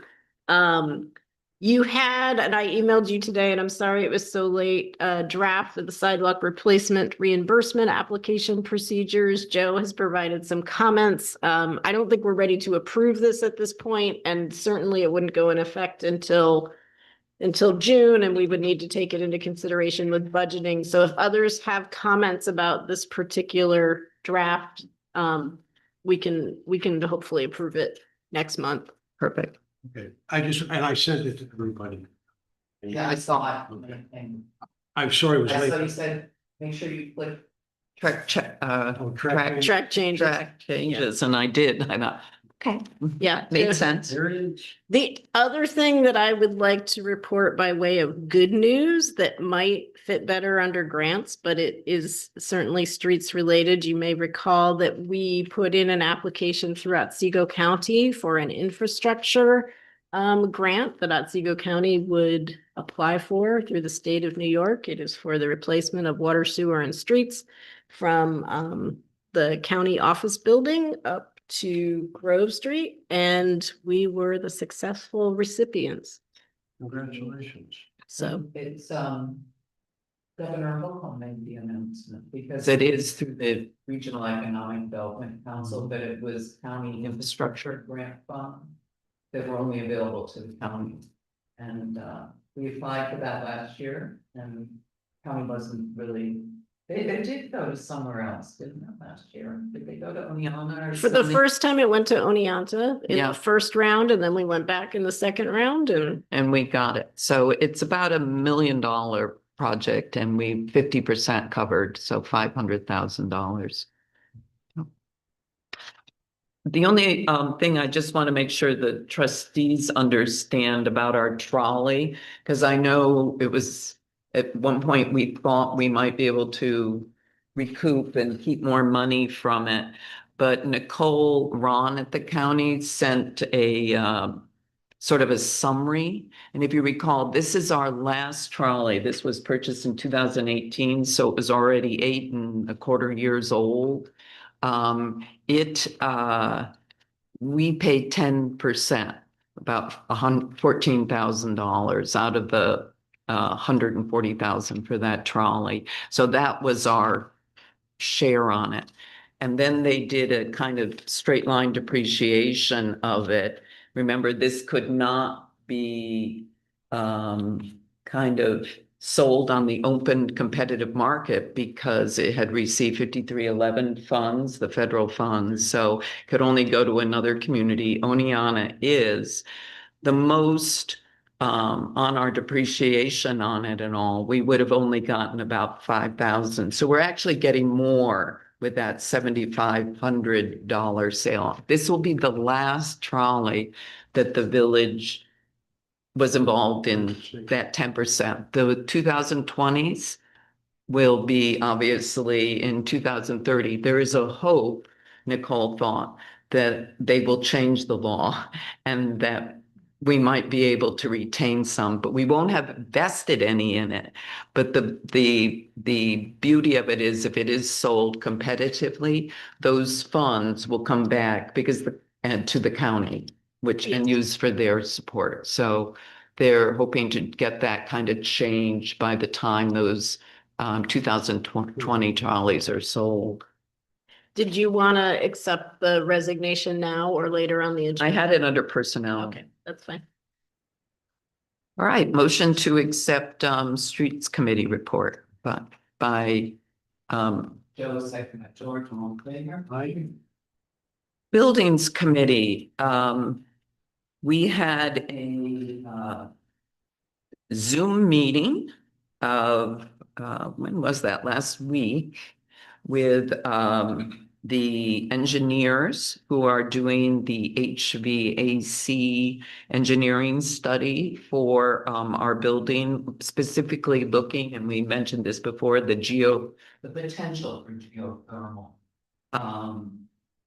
The problem being that we don't have much property, and about the only space that could be considered would be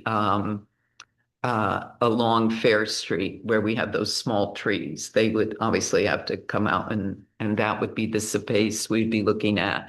But it was a really good Zoom meeting that had Cindy and me and Mitch. Yep, and Janet and Heather. Okay. It was another meeting Mitch couldn't get to. And so everybody had some input on it. What a long-term hope would be for this, because it would be several $1,000,000, would be that the library might have access to funds that we don't, et cetera. So that is being looked at. One thing that came out of it is that it really depends on your test wells. And so we discussed the fact that we would like a quote in the proposal they're giving us so that we could budget in our next year's budget for test wells. Because if it turns out that it's not even viable, we go down, we're hitting water, or we're hitting something that doesn't allow the installation of a geothermal system, it'll let us know and we won't be pursuing something that wouldn't be viable. can I point out that the Alvarez home on River Street, they did a geothermal vertical, just off the street, like 2 feet off the street, and they said they went about 400 feet down. So I don't know if a vertical. Not about that one, because we do know of other geothermals, but that's a fairly close one Yeah, it to is. us. So that's a good point. Yeah, yeah, And it might be the same geological structure, it's yeah. here and there. Yep. No, that was. They might that's just the a point. consultant. The family might be. Yeah, or at least find out what was the firm that did that. Are there any other questions or comments? I should point out that the doorman was here the other day. And so we are getting potentially a quote for kind of folding door, automatic door for our elevator to make them kind of truly ADA compliant. It'll be just one more thing I envision that will be temperamental and people will try and force, and that will be that. I think I I was liking I thought you were heading to the idea, let's just have a full-time elevator operator. Well, that's what I Yeah, thought. She said, I know. You know, I come from the city. Floor, please, Yeah. mezzanine. And they also looked at this door. I think I'd like a codes guy just to double check on it, because the doorman said that we could flip this door, because what we're trying to do is get it to put a breaker bar on there, and he thought we could use it. And I said, are you sure it doesn't need safety glass? Because it really seemed to me it would need safety glass. He said no, but I think we're going to look into that a little more seriously, because that's just a regular pane of glass. And I will point out, I put a stained glass window in a shower, and I had to put safety glass on the shower side. So there's a lot of regs, so I think we'll have maybe our CEO just find out the code on that for us. Can I bring up something else in the minutes of the building? The discussion about the lease is expiring. So my understanding, as I went back and checked this, is that the leases have different dates. The Arts Association does terminate in 27. The library lease started in 2018. The Arts Association was signed by Jeff when he was mayor. The library lease was signed by you, Ellen, when you were mayor the following year. And there's a typo in the lease. It says that it shall run for 10 years from May 31, 2018. And then it says terminating in 2027. But it's clear from the schedule of payments due, the last payment of $20,000 for the last year would be, and that last year runs from June 1, 27 to May 31, 28. So the point is, these leases are out of phase with one another. And I bring that up because of my chronic interest in making sure that if we're going into new 10-year leases for both entities, that, and we have the Arts Association project, that we make sure we have visioning going on for what library space is needed perhaps to expand into. And I just think there needs to be some collaborative, moderated or mediated discussion of that, because obviously the library program is going forward, or the Arts Association same. And the only difference between the two is that they have another building that will be completed during the course of this lease. And what does that mean for, if anything, for library space adjustment? And I'm thinking particularly of the office space now occupied by the Art Association, that little showroom there. That Mhm. so I'm Fortunately, those are other yeah. things too. No, I think definitely it'll be a discussion. And fortunately, both the Art Association and the library have representation on Buildings Committee where this will be worked through. So there'll be plenty of opportunities at that committee to I just want to do That that. they brought this up, that it was on the agenda. Yeah, they were the ones who brought it up. Well, so I just want to point out the discrepancy in timing. Mhm. So that if one lease is done before the other, that may foreclose the kind of discussion people think they can have. The only thing, I did note there that we had discussion on whether or not vehicles, and I think it means, were we saying under 20 feet there can park on? I don't know why that came up in the streets department. Commerce was there and brought up, okay. Yeah, But it's supposed to be over 20 feet, isn't it? he meant recreational vehicles under 20 feet. Oh, so that's the word, that's a correction that we'd Yeah. like to make there. Yeah, there's also a correction above that it's not the front door that's being replaced, it's the porch floor that's being replaced. Yes, yeah. Well, and in case I don't sit on streets, I did notice you had one, you know what that one was too? Yeah, plus it says Richard wasn't there, but then later he made a Yeah, motion. that. But you are omnipotent anyway. Yeah, I'd be Yeah. happy to, Jenna.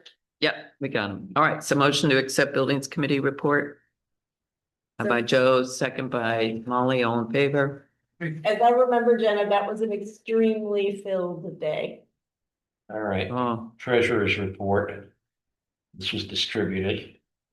think you guys all see the consent agenda.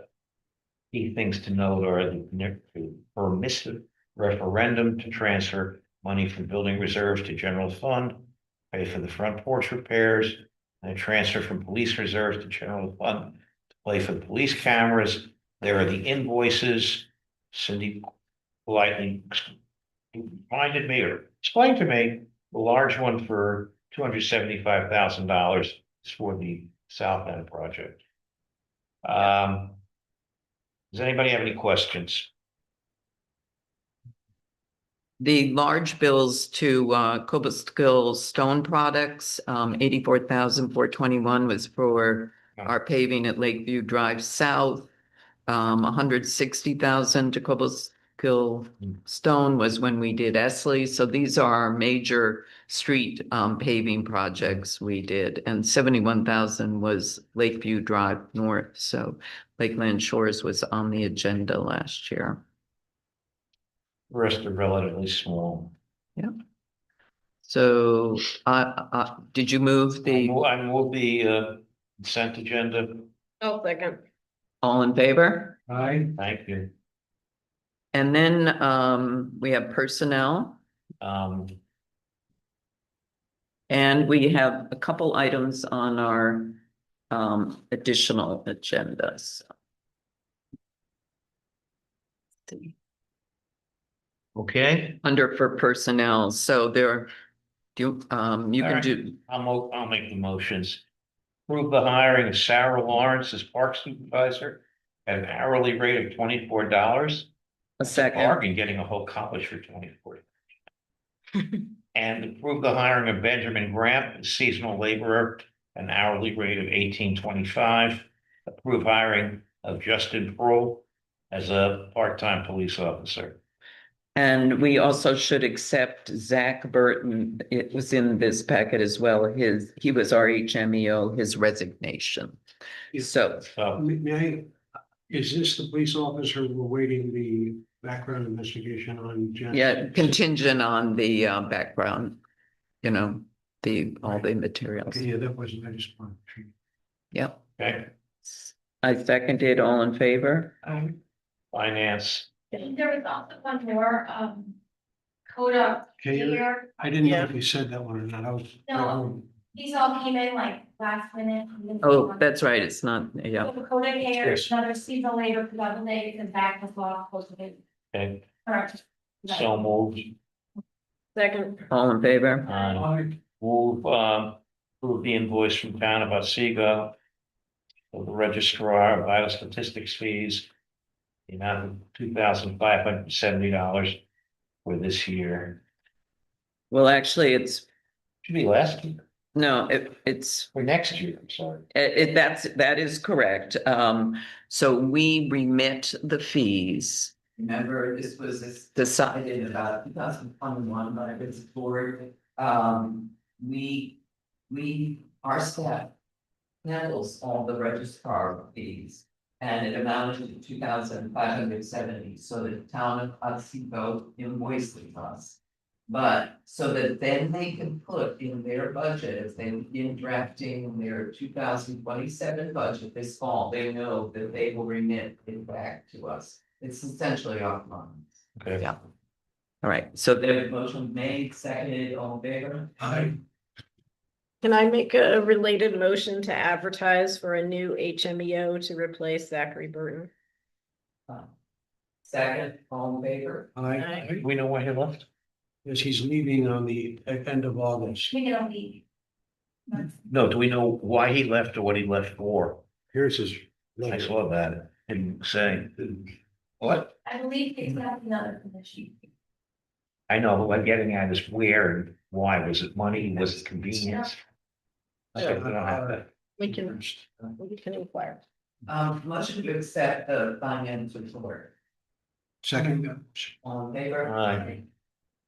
Moving on, grants and projects, our next Welcome Home Cooperstown will be on the 1st of September. It's Tuesday. Today. The League of Women Voters, will be there and be speaking about their efforts to promote democracy. and information for elections. They also will be providing the refreshments. Local musicians will, in the group, some of the Gold Cats will be providing musical entertainment. And members of the Voices of Cooperstown, the musical group, will also be on hand to promote all their fall activities and performances. And that's next Tuesday, right? September 1st. Cindy mentioned our success on the county infrastructure grant program, so that's very exciting. New York Forward, we have been working on the revised Pioneer Alley plan. We don't have it yet, but hopefully that's forthcoming soon from Passero. They are involved in the survey work for the Grove Street sidewalk, which we'd hope to get moving on. We haven't gotten that surveyed, but we're hoping when they're also in town to also do the work on Hoffman Lane, which needs it. But otherwise, it's moving forward. I will say we've had one success story, and then we don't handle the small project fund that was handled by MVED, Mohawk Valley Economic Development District. But one thing we should all remember is that our New York Forward funds, ours, for like all our downtown pedestrian way projects, those are funded from the Department of State. It's not like there's some New York Forward DRI agency up there. It depends on what your project is. The ones pertaining to Josh's and Francesca's the Grove project is through HCR, Home and Community Renewals. They got 1.3 million. Our small project fund is also under HCR. And so the projects are working through that. All the ones have to have an environmental clearance, because remember, these are old buildings and this is public funds. They can't be going in unless they've had a kind of an environmental evaluation. And if lead or asbestos is found, they then have to abate that. One of the awarded businesses is trying to decide whether they have an old building and they worry that that could consume a lot more than they're willing to do. All these small project funds have until December 2027 to sort of be underway and completed. One is nearly complete. It did have its environmental review, and then they'll probably finish within the next month, which is exciting. So these are positives with our New York Forward funding. Round 9, Restore New York, we have the $1 million, and I do know that Rob Holtzen is assembling all the materials for the HCR credit application, which is due next month. That would be for the Bat Factory project? 217 Main. Project Ferry Spring. There were some additional questions, as I reported last month, from the Middlefield Planning Board, largely pertaining to the Friends of the Parks work and how they were going to, do soil retention during the construction of the wall and the building of the wall in the relocation of the road. For the village, they were just inquiring about the septic system. Just for common memory, that septic system at Ferry Spring was designed for a capacity of 275 gallons a day. It took a 6-year average, and our average is 40 gallons a day. So even though we're not really adding more bathrooms in the sense that the ones that are there will probably be used less, but we are adding these 2 ADA bathrooms and 1 additional toilet.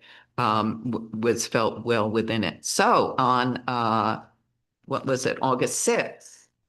All were approved and we have our zoning permit.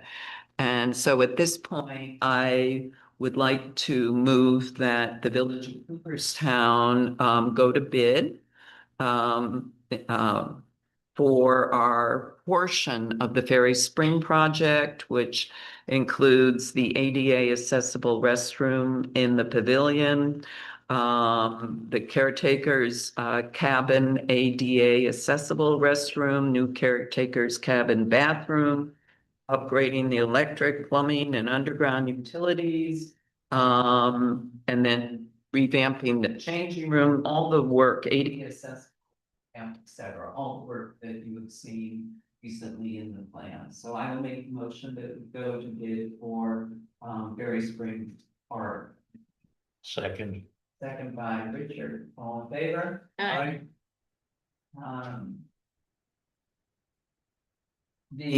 I have a feeling that we achieve. I'm hoping we will hear in the next month or so.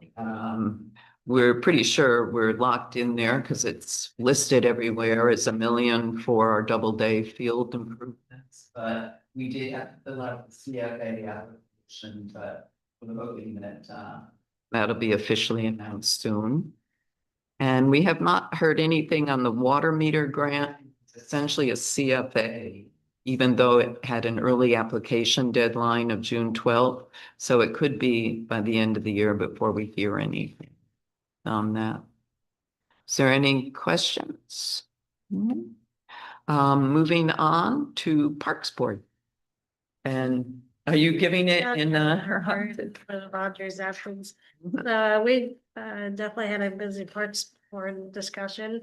We did have a couple people show up for public comment.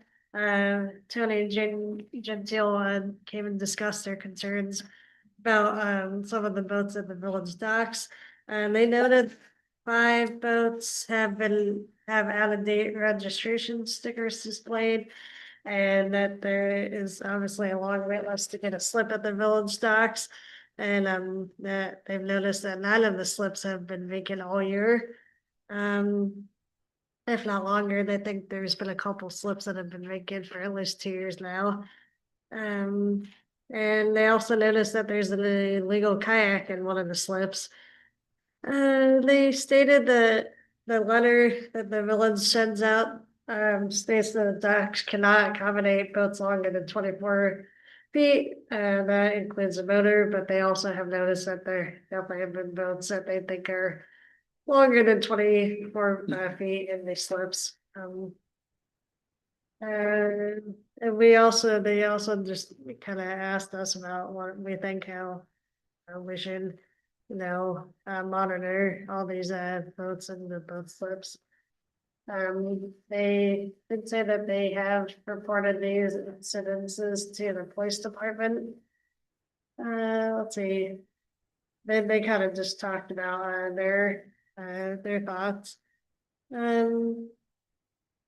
All the village parks have been doing well. Nothing really to report there. We did defer the barbecue that the company tried to ask us for double day to the Parks Committee. But the Parks Committee said, no, we don't really want this 800 people on our parks for the barbecue. Let's see, what else? We also talked about, talked with the Friends of the Parks, and they said that they've noticed the lack of lifeguards at Ferry Springs. Noting that many of these lifeguards work more than one job. So there's been scheduling conflicts all summer with those guys. The early bird swim went well in July. I guess there was an auction for a painting that Janet Monroe did, and that was auctioned off. And they also discussed, I guess there's been some firework debris in the lake that they wanted to clean up. So we were kind of talking about who should be responsible for that. And then we kind of talked about the dog park, and it seems like the school is kind of still on a stall about that, and what we should do. So I think it maybe try to figure out a different place to put the dog park if the school's still gonna. They're not really, or drag their feet on that. And that's really all we talked about. In the park, so. Yeah, on the fireworks issue, we discussed that too in watershed supervisory committee, the question of what the chemical composition of the fireworks is, what ends up in the lake, what kind of public health risk does it represent? And one of the ingredients in the fireworks is perchlorate, which can have impacts on thyroid, but we don't have any data on the nature and extent of its presence. So the people are reading up about it and thinking about it. And one thought was to, since I believe we just have a single vendor, I don't know that there are too many vendors who. Yeah, I think they do all of them. American They have- fireworks. Right, so maybe have some discussion with them about what kind of alternatives there are for fireworks displays and maybe encourage the use of the less toxic ones, if they can do so and still keep customers happy. This isn't really any kind of a mandate, we're not in a position to do that, but it is, and we have maybe what 7 or 8 displays a year, I guess, it's not that many, but it's a topic. Relative to the dog park, Audrey isn't here, but she and Cindy and Joe and I and several people from the dog committee and Friends of the Parks. When was that? A week ago Sunday, met up at Ferry Spring and kind of identified a potential area. I do wonder, I noticed that the notes all talk about the 10,000 being kind of feasibility where would be a spot. I know we've already kind of discounted Badger Park, but one of the big concerns about putting it at Ferry Spring is it's not walkable. And I have to tell you, I spent you won't believe this, but I spent an hour and a half at Badger Park the other day, babysitting grandchildren. It was a lot of fun. It's perfect park for it. And the Friends of the Parks, I will say, have done a fabulous job. They have a storage bin there with bouncy balls and basketballs, so you can do that. You know, there's a paddle tennis thing set up, and the 2 Trex benches that have been donated by the library for all our plastic bags that have been recycled into very attractive benches. They're there as you know, for observers of the paddle tennis. And while I was there, 2 people, one drove in and I got chatting with that individual, and he said, I always come in and park at Badger Park to take my walk around the village on village streets. And he had a dog. And I said, hey, and so I sounded him out and he said, that would be a great spot. So before we discount it, if we have this money, should we potentially get someone to look at our village parks and give us some guidance on what it is? The advantage there, yes, it is kind of the wettish area, but it would need trees removed. Well, so does Ferry Spring, but the only way you're going to get to Ferry Spring is to drive. It's not walkable. So I think it might be good to have a sort of a community meeting led by someone who could guide us into the potentials and the actual feasibility using that $10,000. Yeah, my view is, I want to be prudent about this, and I want to make sure that if we do decide to spend any of the money on the investigation, that we bear in mind the data we've already gotten in. I thought as many as 10 years ago, the proximity of Badger Park to residences would make a dog park problematic. And I thought there was we have a record of that. So whatever we do, and maybe, you know, the Parks Board team should just reassemble all that information, you know, and review it before, because even if we were going to fashion a request for proposals, we'd really have to identify some parameters. I mean, I just think tossing out different sites in the village would be feasible. And one of the other things we discussed Cindy reported on after breakfast with the board this morning, we talked about soliciting the Clark Center for a potential site, and apparently that It met doesn't with sound like there's disinterest. interest. So, But Jean does say in the minutes, and I was not at this meeting, say that again? Jean mentions in these minutes, and I wasn't at this meeting, that she was aware of. Oh, yeah. He reached out with me even before we met at Ferry Spring. Yeah. Yeah, it wasn't feasible. Okay, Oh, that other site? Yeah, I Yeah. saw that in the minutes, okay. all right. So, and I was interested, you just elaborate a little bit, expressed a little bit of it. Mr. Grant's report, Badger Park, very busy park. So what is, I am not over that way, I'm usually down the lakefront, but so it's the It's children. surprising, and I give all the credit to the Friends of the Yeah. Park and the Lions Club. They put up that pavilion. Well, that one time we had a village inspection, we ate our pizza there, but that's a nice spot.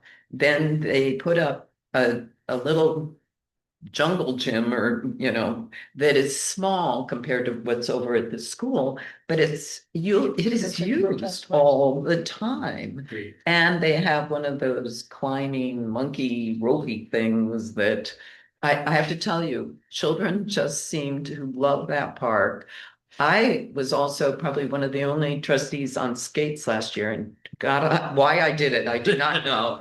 But it was during Winter Carnival when it was really cold and a lot of events kind of got canceled, but the building was open. And my daughter and granddaughter and I all donned skates, and it was beautiful skating. We are so fortunate to have that and everything the Friends do there, because I've also been up in Syracuse and they pay about $80 to rent skates and use a skating rink for the four of them, Yeah. and here it's free. And the smartest thing that Friends ever did was put up one of those barcode things and do you enjoy this? Consider a donation, like scanned it, bam, and made a donation. So I think that park has yet to see its full potential. It's our newest park. It started out as a garden, a community garden, and then it was decided to pave over the community garden and make a skating rink. But there is more potential to that park, and I think it would be apropos to look at the potential. Can I make a public service announcement? You mentioned QR codes. My law firm has cyber training, and I just went through a course of it. Today's periodic. And they scared the bejesus out of me about. We're using barcode, No, QR codes. QR codes. They said there are so many spoof versions of those things, you really have to be careful. Because you're basically clicking on a link. When you do that. Exactly. So it's But they are back in full force, QR codes. I recognize that, and so are the hackers and the things and thieves that capitalize on your mistakes, one's mistake. Do not click on any links. All right, so I keep getting, seriously, I get email from Ellen all the time. Me too. Click Yeah. here, Me yeah. too. trust me, I got invited to 3 parties Me yesterday. too. And Yes. yes, someone's Gmail, and that was on a Gmail. Yeah. Nobody Yes. invited me. I got invited to a party by a woman who was angry at me 25 years ago. There are a lot of them, but still, I was kind of surprised. How can you keep track? This is in I the have a public record.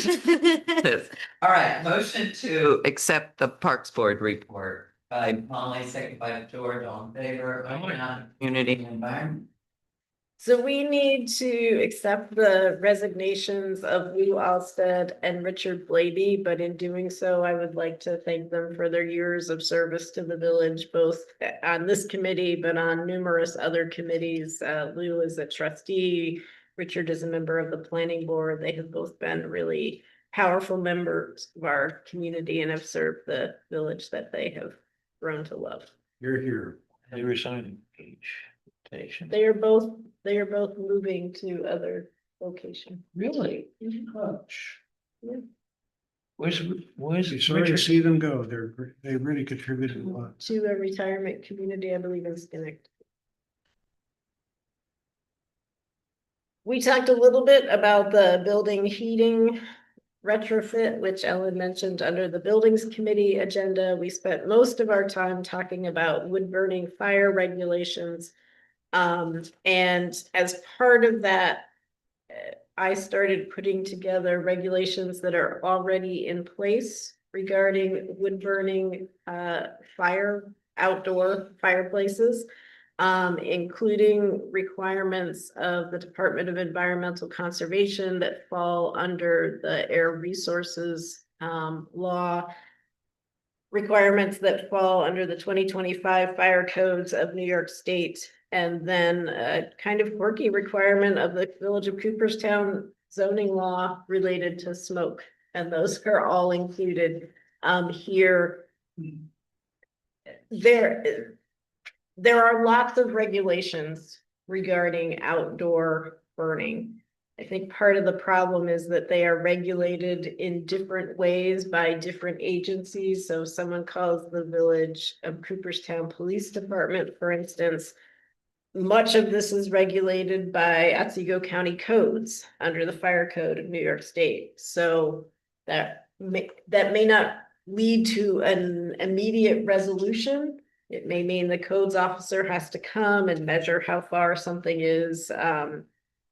Clearly, being out of attendance is something that is, an immediate sort of thing. Anyway, there is a lot on the books. The committee's recommendation to the Board of Trustees, recognizing that in some places, some parts of the village, this is a concern, are to begin with an educational campaign, which we haven't started yet because we wanted to talk to you all first. There was a letter in the Freeman's Journal 2 weeks ago that Jesse Ravage submitted that was similar to the letter that was provided here. I think we can follow up as a Board of Trustees with a follow-up to that letter, telling people, what is already regulated and why it is regulated. For instance, the DEC requires clean, dry firewood. There are reasons for that. We can do that through the newspaper. We can do it in Village Voices. We can do it on the internet. And we can see if that starts to change behavior. By Jessie's account, 2 of her neighbors who have been burning have, I think, as a result of a visit from the code officer, changed their burning habits. That was not the only problem in that neighborhood, but it does seem to have started. So our suggestion as a committee is that we make sure that people know what the rules are and why the rules exist before we start talking about local legislation. Yeah. Is there a greater frequency of these fire pits with rentals, the short-term rentals and B&Bs? There does not, the issues that particularly were brought to the Board of Trustees' attention have absolutely nothing to do with short-term rentals. Any questions? Community? Motion to accept the report by Molly. Favor? Moving on, Water and Sewer Board? Yes, a lingering issue we've had has been the repair of the water main at the 73, in the vicinity of 73 Pioneer Street. And at our last Water and Sewer Board meeting, we had a long discussion of it and a presentation by Eric Cage on behalf of his father, who was the resident at 73 Pioneer Street. Briefly, to recapitulate, there was a flood in the basement at 75 Pioneer Street. The village crew went out to investigate it, discovered with the technology they have 2 sources of leaks or apparent leaks, and one was across the street from the flooded residence and the other was on the same side of the street as the flooded residence in front of the H home. They chose to excavate, the village crew excavated there first, did find a leak, but determined that it was not the leak causing the flooding in the basement.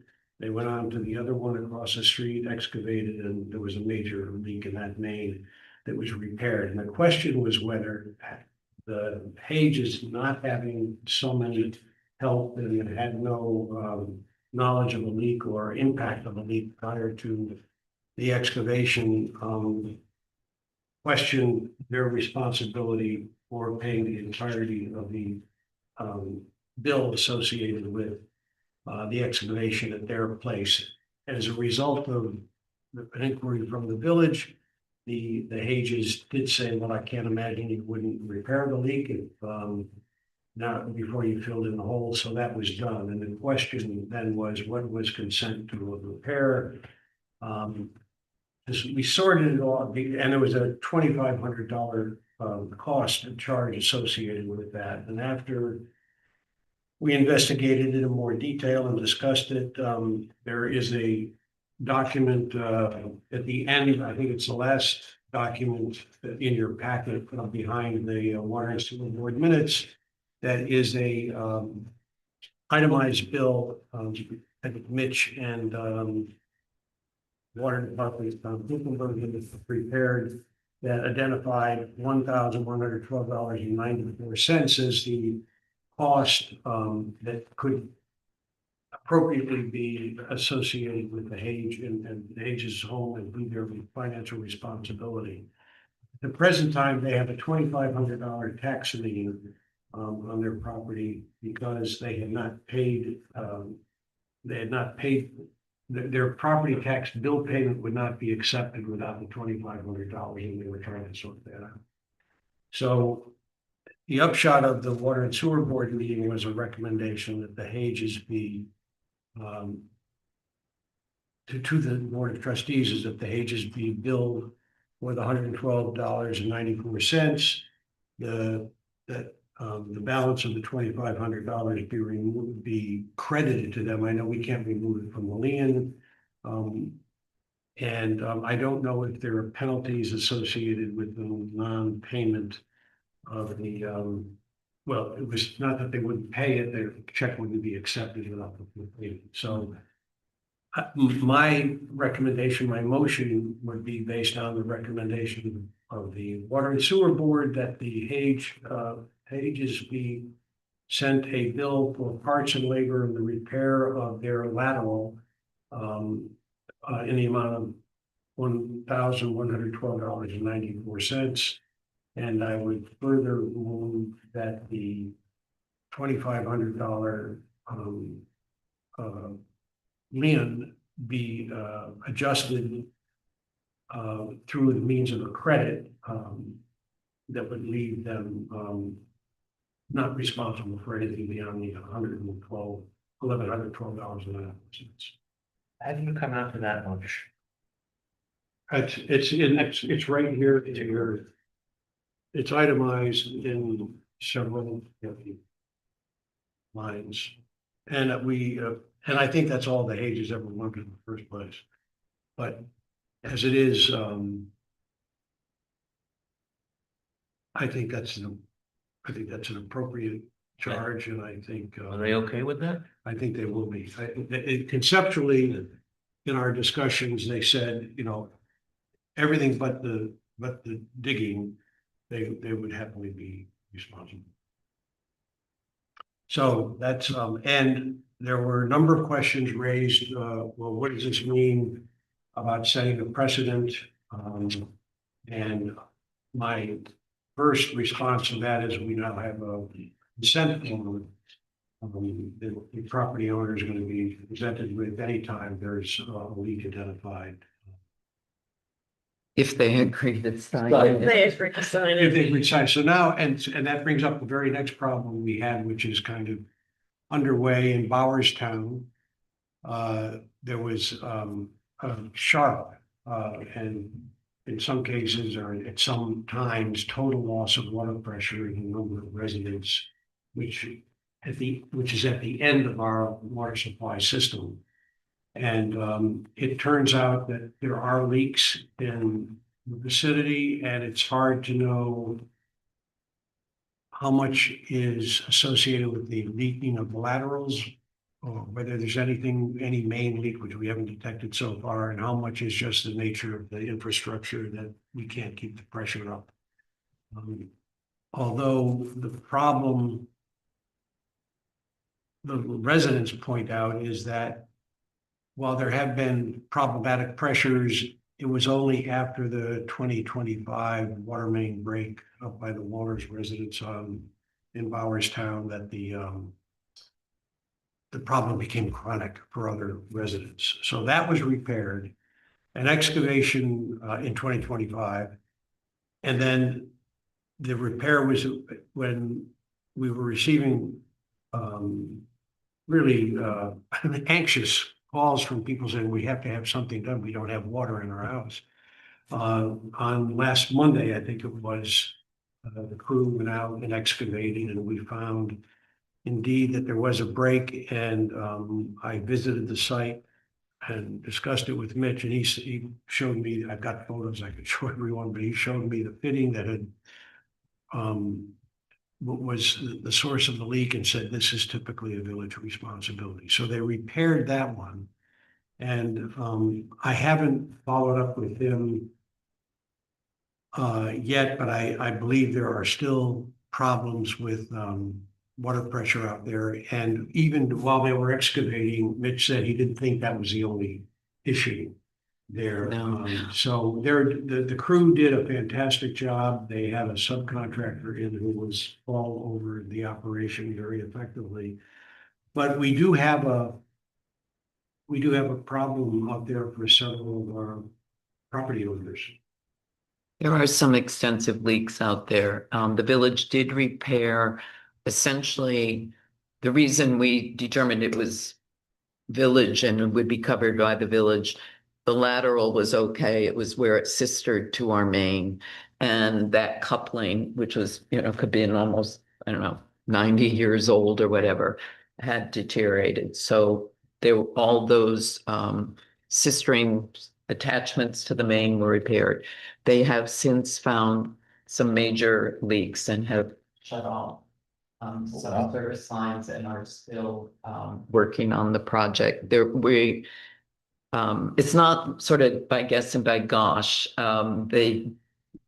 Sometimes we're fortunate and we belong to rural water and we can get them to come out, but they literally have been dealing with communities that have no water or major issues. So we did get them to have a company that has listening devices, and they can tell where there is a leak in a line. And so there is one that is significant that is in the process of being undertaken. We think that's the reason that the people up further out have no pressure. So we've had a water line out to Bowerstown for 90 years. It was not put out by the village initially, but it is village now. And it runs all the way down to the 4-H barn as well. Okay, so there was a Yeah. line, okay, so, Yeah, and if you look at the. where the- okay, I hear it. Well, somebody else had a line and we took it over. I do have a random question about the $2,500 credit. Where are we with the Hazers? I mean, Yeah. they did nothing Yeah. wrong. Molly's asking that. Yeah, I'm like, sorry. what are we gonna do? Like, how does the $2,500 credit work if we were to give them the $2,500 credit? Because I don't want to have them be Right, charged. we need to, we need to discuss that. Yeah. My solution is that the $2,500 charge to the Hages be reduced to 1,100 and that's some number I just gave you, $1,112. and 94 cents. So make a different suggestion. I'd make a suggestion that $2,500 charge be removed and we then bill them for the $1,100. We can't do that. So this is why we have to do it. Once it's on, it's like sticky glue. It's gone to the county, it's been billed to them, it's billed to them through the tax bill. You can't take it back. What the proposal I think Joe's making is to give them, I mean, it's one of many solutions, I guess. We we say their original charge should only have been $1,112.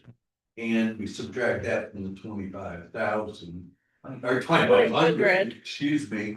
And that difference be given as a credit on their water bill in the future. My understanding is they're accepting of that. Yeah, well, they could even, I think it was clear we could even cut a check. What we can't do, Richard, is change the tax lien history. And the Hayes understand that, they're perfectly fine with that. If it nets out to this outcome, they're fine with that. And I'd like to make it the path. If they're fine with it, I don't understand it, but if they're fine with it, that's good enough for me. All right, so that stays, so probably what we should do is make a motion that,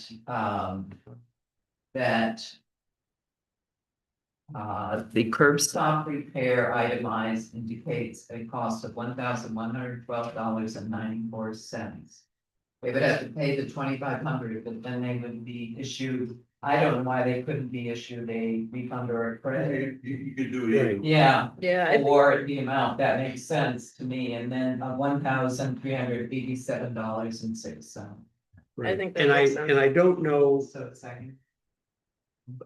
just a friendly amendment, I don't know whether there are any penalties associated with a late payment. Because it hasn't been made yet, but if we tell them as a result of this meeting, if they make the payment and there's no other. That the 2,500 plus their property tax bill is all they owe, that's fine. I don't know if I don't know what penalties. Any penalties would have been added on at the time it was submitted, I would think, back to the county. Okay, for collection. Okay, so between the time of receipt of the bill and it hasn't been paid yet because of our sorting this out. The only fee they might have incurred would have been, if you pay your bill in 2 installments, there's a slight finance charge, isn't there, on the tax, on your village tax? I don't know. I always pay it in its entirety in June. Yeah, but I think that they're late now. I mean, They are, Because of all of this back and Yeah. forth. I thought it was August. So, yeah, so what about the penalty for them being late? but they didn't take their first installment and Well, they paid it, but they submitted it, but it was rejected because Right. it was incomplete. They didn't pay. They paid the amount owed for the property tax, but not the $2,500 increment. So the entire payment was rejected, which means they're delinquent on the entire payment. So if there is, I don't know what the number is, but if there is a penalty associated with that, Right. I would like Got a that motion credited. In a second, why don't we vote that we're going to do that, refund the $1,387.06. And then all those in favor? And then make a motion about any finance, to waive any, Right. whatever you want. But can we do that? I thought you said it's now. This is We have to separate. we would need to. A village charge only. Yeah, because it's a village tax. So I would Yeah. like to waive the fees if, the late fees. I would like to waive the late fees if possible, If any. if yeah. any, if Yeah. there are. So that's the motion. Any late fees associated with the non-payment of the property tax bill by the Hayes. And that would be in the form of we could give them a credit or a check, if there is any such amount involved. All right.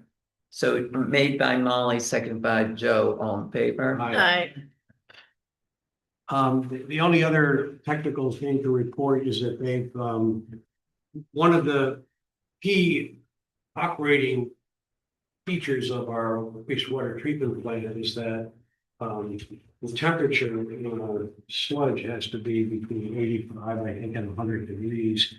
And because of complications with one of our motors, our heat exchanger, it's not functioning above 70 degrees. And we didn't replace that when we did the upgrade in the sewer plant. I think maybe the prior operator discouraged the need for it. So we're in the midst of looking for vendors who can replace that, and the charges, the costs have ranged between 50 and 100. But we think the $100,000, we think the $70,000 bid maybe is credible and maybe timely. So they're exploring that, but that's an expensive to plan. And you'll notice too, in the second bullet, that we are trying to keep our phosphorus levels down. But the operating the press and dealing with this heat exchanger has resulted in our levels being above the 1.0. They got as high as 1.4. But they're working, and I think very credibly, Scott Foltz and Eric are doing a great job of trying to manage all the different variables in that plant operation. So we'll keep everyone posted, but if there are any questions or I'm missing something, let me know.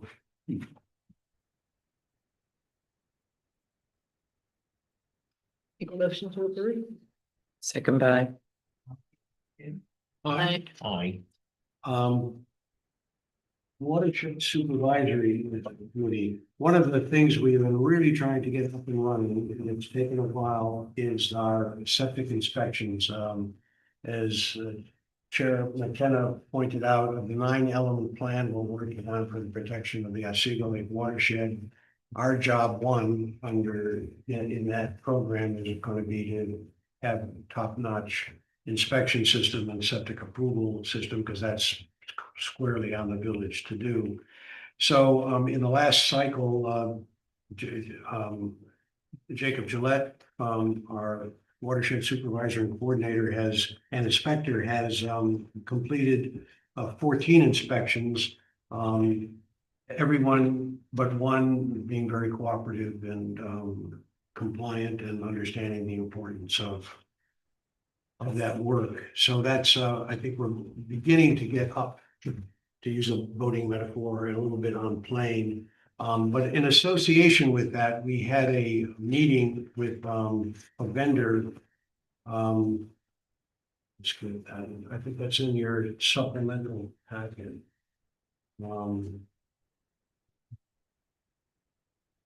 A septic installer Jim Brooks, who came and visited with the watershed, the Kupashan representatives, Bertine, McKenna, and I, and Jacob, and went over his views on the best practices for septic inspections and best equipment to kind of shift over to in improving new septic systems.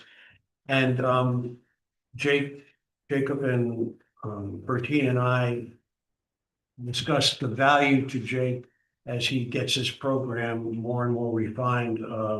Having Jim Brooks as a consultant at an hourly rate at a time that is convenient to Jacob's work, to provide guidance and training, accompany him in the field, and get him up to speed in as quickly and as effectively as possible. So there is a proposal in the packet describing that, and then there's some additional information about the qualifications of this person. This would not be for the purpose of certification, but for the giving Jacob some extra certification, but it would just be to get him trained in the best practices in making these inspections.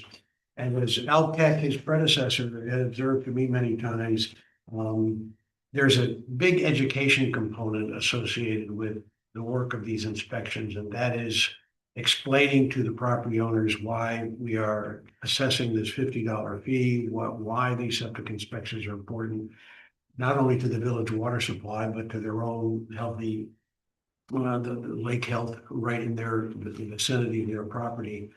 And so that entails a lot of diplomacy, and Jacob is, I think, very good at that. But he expressed how much property owners appreciate having that contact. And as time goes by, it'll move faster and more smoothly. But the other component of this is that while the wastewater treatment plant operators We discussed with them and the Water and Sewer Board the prospect of their assisting with some of these inspections. They have very, very limited bandwidth to do it because the wastewater treatment plant is a very complicated operation and requires on campus attention. So if there's some questions about what we're proposing, I'd be happy to try to address them, but the idea is to retain on an hourly basis, so this isn't a long time or major commitment of village resources, but it would assist in accomplishing the mission of septic inspections that's critical to the village's participation in the 9/11 plan. I have some questions. Sure.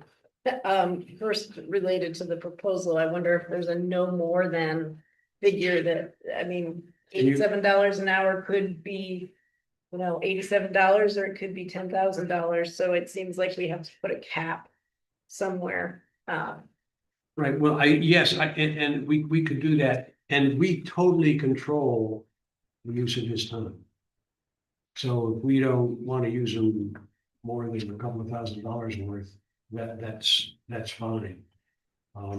So, and this relates to my bigger question, which is going to sound very skeptical, but I'm wondering. When these septic inspections take place, and they've been taking place now on most of these systems for years. And we just upped this to once every 3 years, although it had been a longer period than that. And I see that J&B Septic suggested that all systems, all the time, every 3 years. There is reason why they might say that, by the way. I wonder how many systems we are finding out of compliant. And I'm not saying that inspections are not important, but having established this, are we finding that septic systems continue to be the problem that they were a decade ago? Or have many of the problematic systems been addressed? Many of the problematic systems have been addressed, and I think, Al's diplomacy has really persuaded a lot of people to it. But there were, what we really need is a very accurate record system. Because we are going to be learning more things we need to do, and we'll be recruiting grant funding to do it. And we have to have a very solid baseline and it's good data sets. And then what we're also finding is the evolution of septic systems. They're getting ever more sophisticated, and the kinds that he has made himself a specialist in installing are really at the high end of wastewater treatment. Not that he's, he's not telling us that your best practice is to insist that everybody have a new septic system, but there are ways to go about identifying. For example, Jake had a situation where the landowner had a holding tank that got pumped into a septic system, but the property owner didn't know that he had a septic tank as well. And so that hadn't really been looked at. So we're still finding new stuff out, and that is weed. It's a real weed. And we're learning more about what has been a good start over the years by Al Kexmore, but there's a consensus that we have to step up.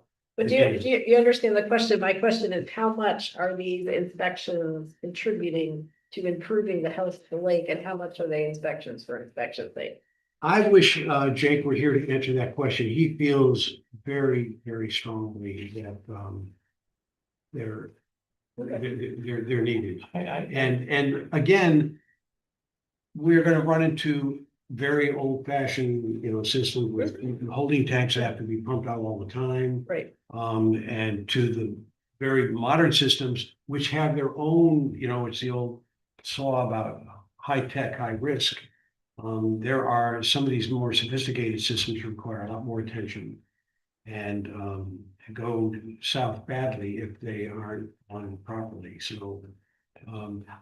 But to your general question, I think all the scientists we speak with on the watershed supervisory committee, everybody who's addressed this issue believes the inspections are necessary. Having had septic systems for about total of 16 to 20 years. One time I didn't even know where there was a problem. We found it just during pumping out. Just serendipitously, we found a problem before it became a disaster. So, maybe you're right. Maybe the systems have changed. Maybe they're better than they were when I last had a system 20 years ago. So, but I don't see a downside in having these things inspected. I mean, I get that there's an expense associated with it, but I think it's to the benefit of the property owner too. Yeah, I think really, and we should probably have a longer discussion at some point, but as Jake put it, we've done a lot for this lake over the last 25 or 30 Yeah. years. And we're still having trouble. And he said, if we hadn't done that, we'd be so much worse off. And we have to do more so that we prevent, the advent of different kinds, additional and different kinds of problems. In a hospital metaphor, my conclusion is that this lake is in an intensive care unit already.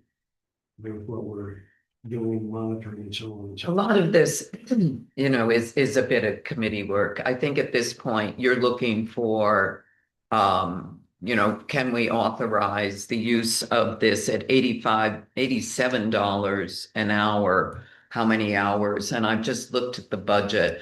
And I would say, why don't we authorize up to 15 hours of consultation and assistance? Okay. And that would be within the budget. Right, and then we can. There's the assess motion, further. second. Yes.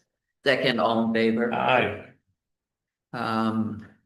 That it for watershed? I can't correct your minutes, but I think you meant on meeting with J and B Septic that you met with members of the sewer plant. You didn't meet with members of the water plant.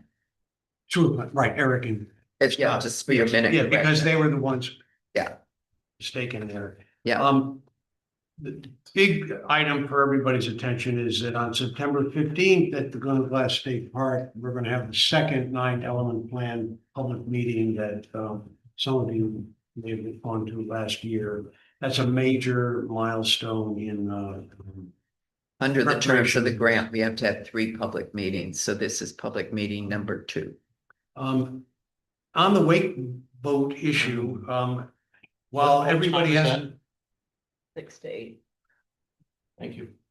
While everybody hasn't done the same thing, all municipalities have stepped up to do something about managing wake boats. So I think that's a tribute to the collaboration and cooperation. Very different needs and interests in the lake, but that's a good thing.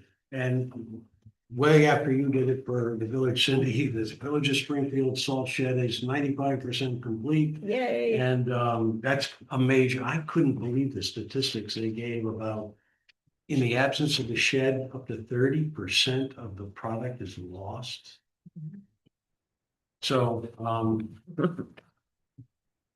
and the rest, I think those are the highlights. I don't want to take more. Okay. That's great. Motion to accept water at WSC minutes report by George, second by Molly, all in favor.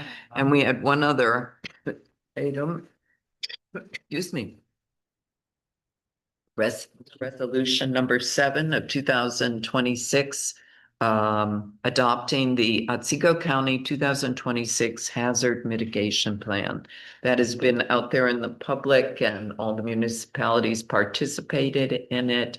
I move that we adopt the resolution number 7 of 2026, second by Cindy, all in favor. Aye. That's it. I will adjourn. Reminder, breakfast with the board, our next meeting, September 28th, breakfast with the board at 8, regular trustee meeting at 6. Thank you.